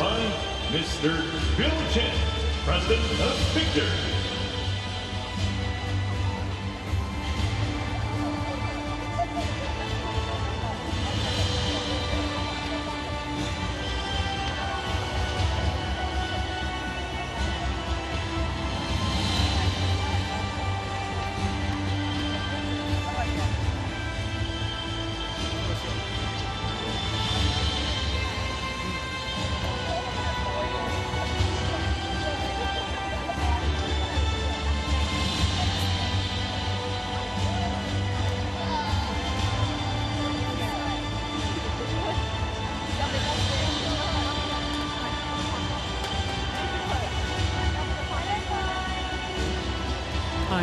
Hori, who had to take over as first singles player,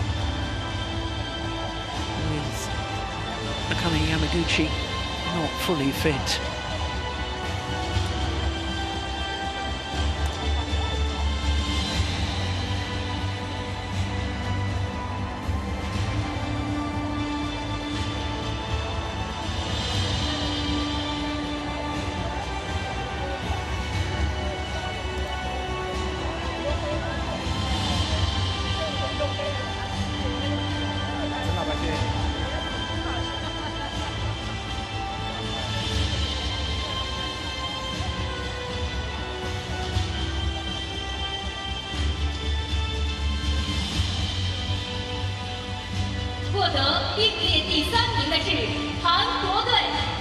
The second semi-finalist is Team Korea. Champions 2 years ago here in Chengdu in 2024, the bronze medalists. What a thrilling semi-final it was against Indonesia. All came down to the 5th and final match of the tie. BWF Deputy President, International Olympic Committee member.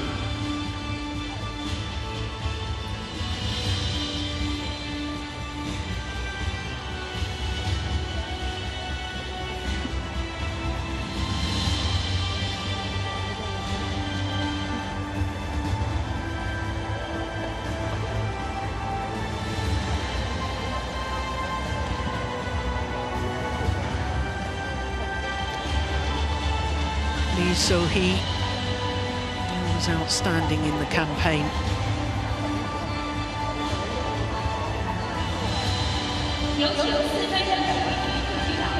Kong Hee-yong receiving her medal.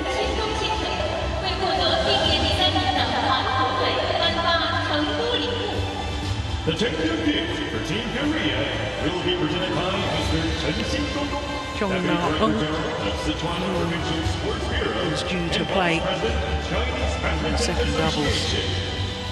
Baek Ha-na also receiving her medal.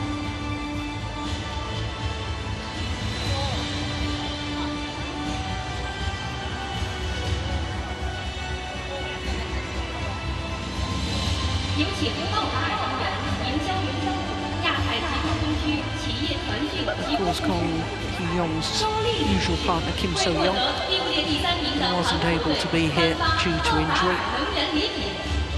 TotalEnergies gifts for Team Korea will be presented by Ms.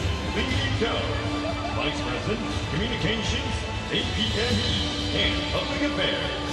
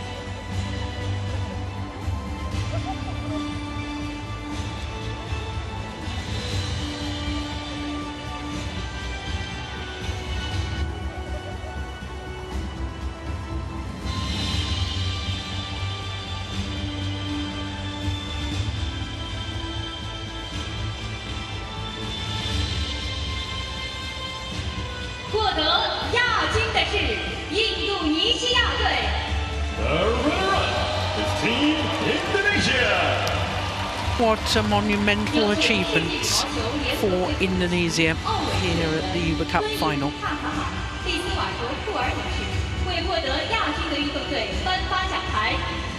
The silver medals will be presented by Tunjung Lee Struck-Krukul, BWF Deputy President, International Olympic Committee member.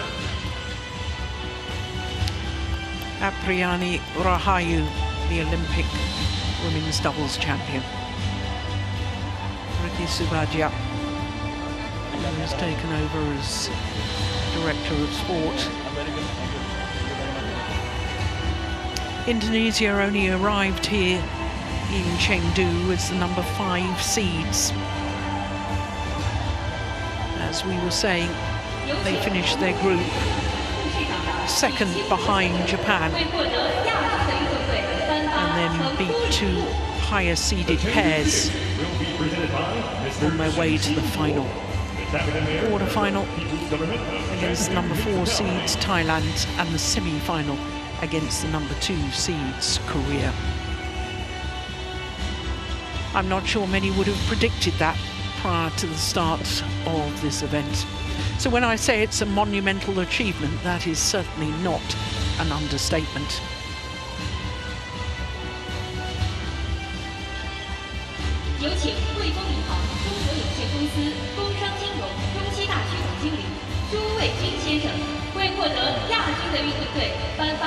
So far, it's been a fantastic 2 months for Indonesia.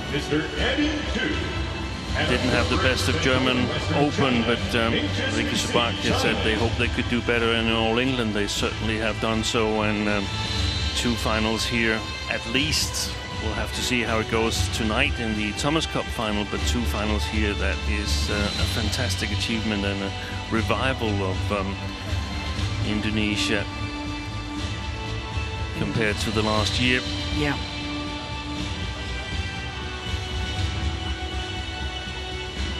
Wardoyo put up such a brave fight in the second women's singles, and Tunjung, well, she's a world-class player, no doubt about it. Ramadhan.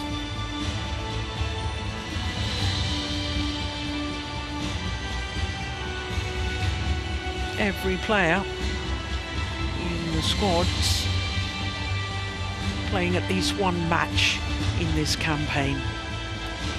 It really has been a team effort.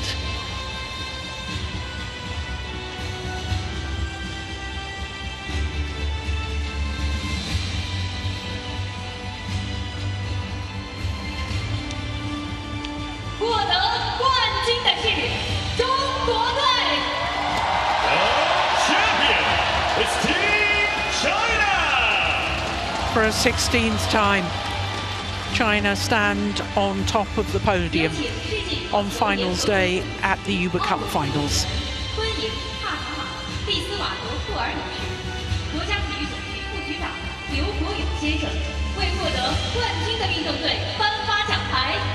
The gold medals will be presented by BWF Deputy President, International Olympic Committee member, and Mr. Wardoyo, Vice Minister of the General Administration of Sport of China.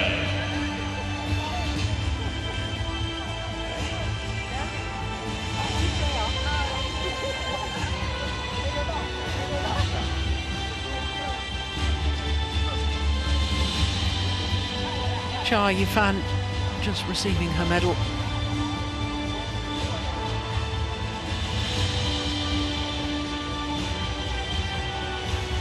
The doubles players together.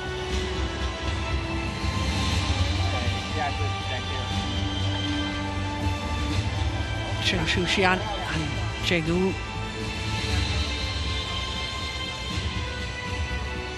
Wu Shengshu.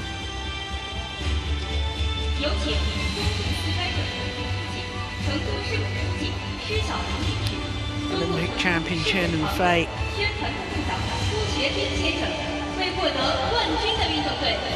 Rested for the first two of the group matches, but has led from the fronts and won all of her subsequent matches in 2 straight games. And Secretary of the CBC Tunjung Municipal Committee. And Mr. Hu Xuebi, member of the Sailing Committee and the head of the Communication Department of the CBC Tunjung Municipal Committee. Irving Jiao, who had to battle so hard in the 3rd match of today's final. Anyway, just due to play 3rd singles today, but it wasn't required.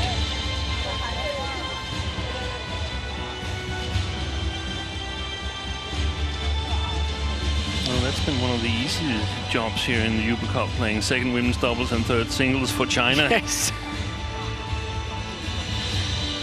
有请道达尔能源中国投资有限责任公司集团主席于永坚先生为获得冠军的运动队颁发道达尔能源礼品。TotalEnergies gifts will be presented by Mr. Yu Yongjian, Country Chair, TotalEnergies China Investment.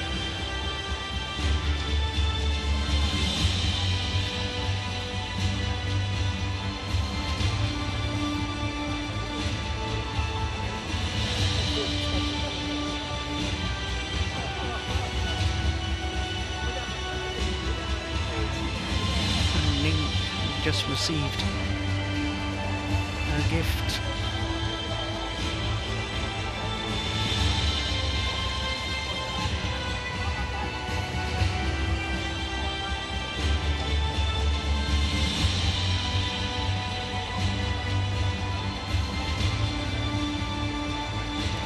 Shan Chuanche,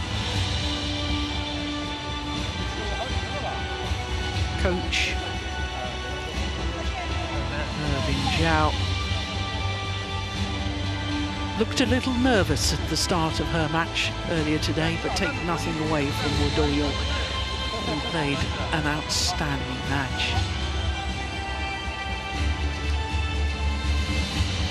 Asian champion Wang Shiyi played the 3 group matches.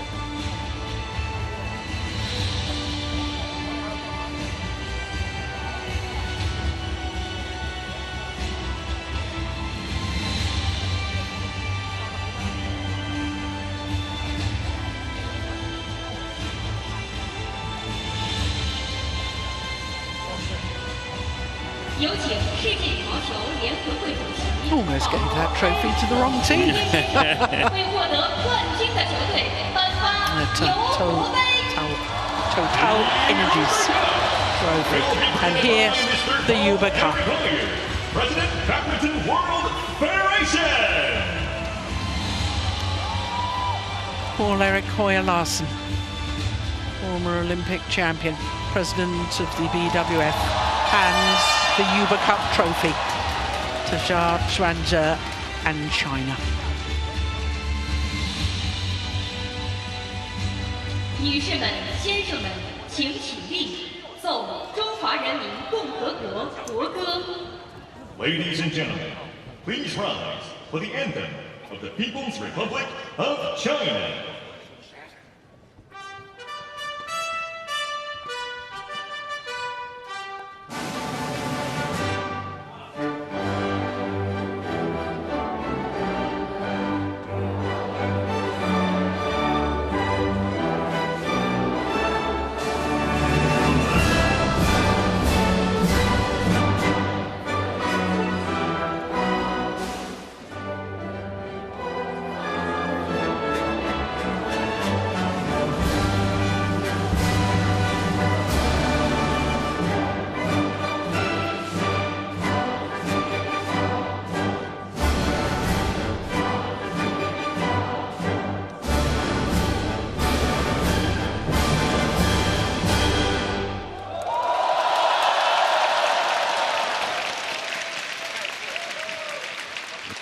有请颁奖嘉宾和所有获奖运动队合影留念。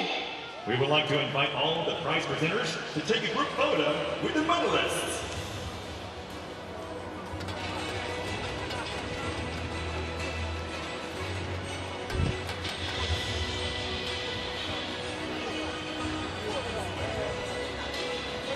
What a wonderful team effort by China. Emphasising their dominance in the women's disciplines in the sport of badminton. As they pose for the photographers with all the prize presentation party. 感谢颁奖嘉宾，再次向获奖运动队表示祝贺。 Thank you, prize presenters. Once again, congratulations to all the medalists. 16-time winners of the Uber Cup, China.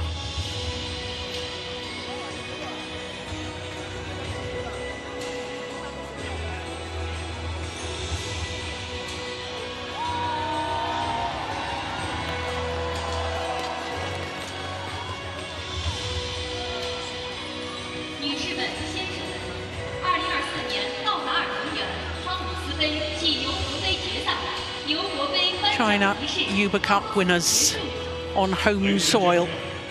Winners for a 16th time and for a 5th time have won the title without dropping a single match throughout the entirety of the tournament.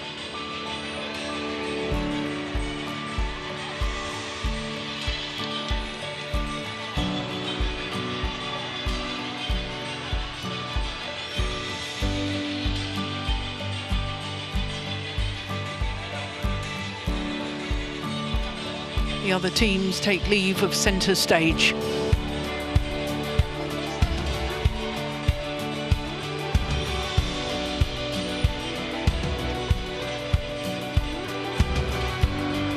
The more informal photographs now for Team China.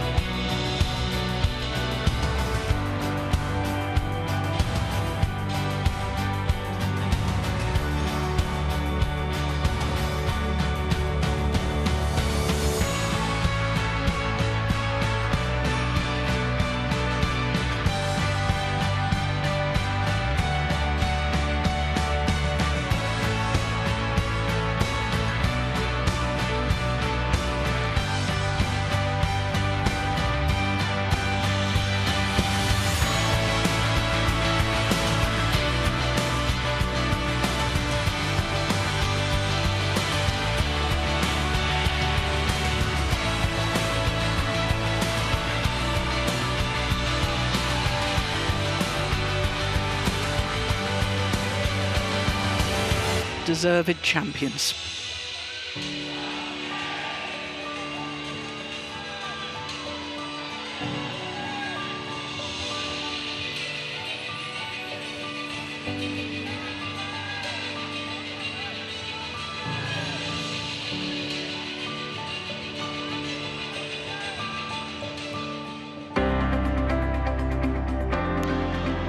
So that concludes the Uber Cup.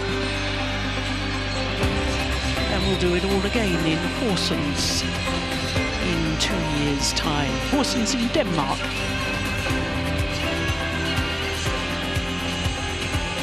But we can look forward to the Thomas Cup final, which will happen later this evening.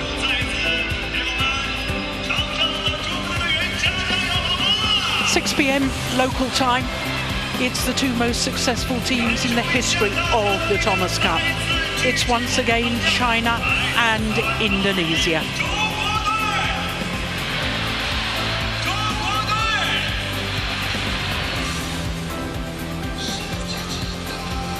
Well, I'm pretty certain the arena will be packed once again in just over 4.5 hours' time.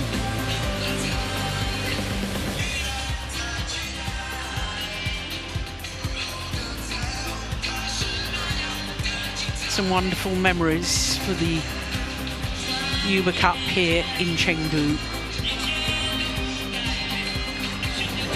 So tonight at 6 p.m. local time, China against Indonesia. Steen and I will be back for that. Hope you'll be able to join us then.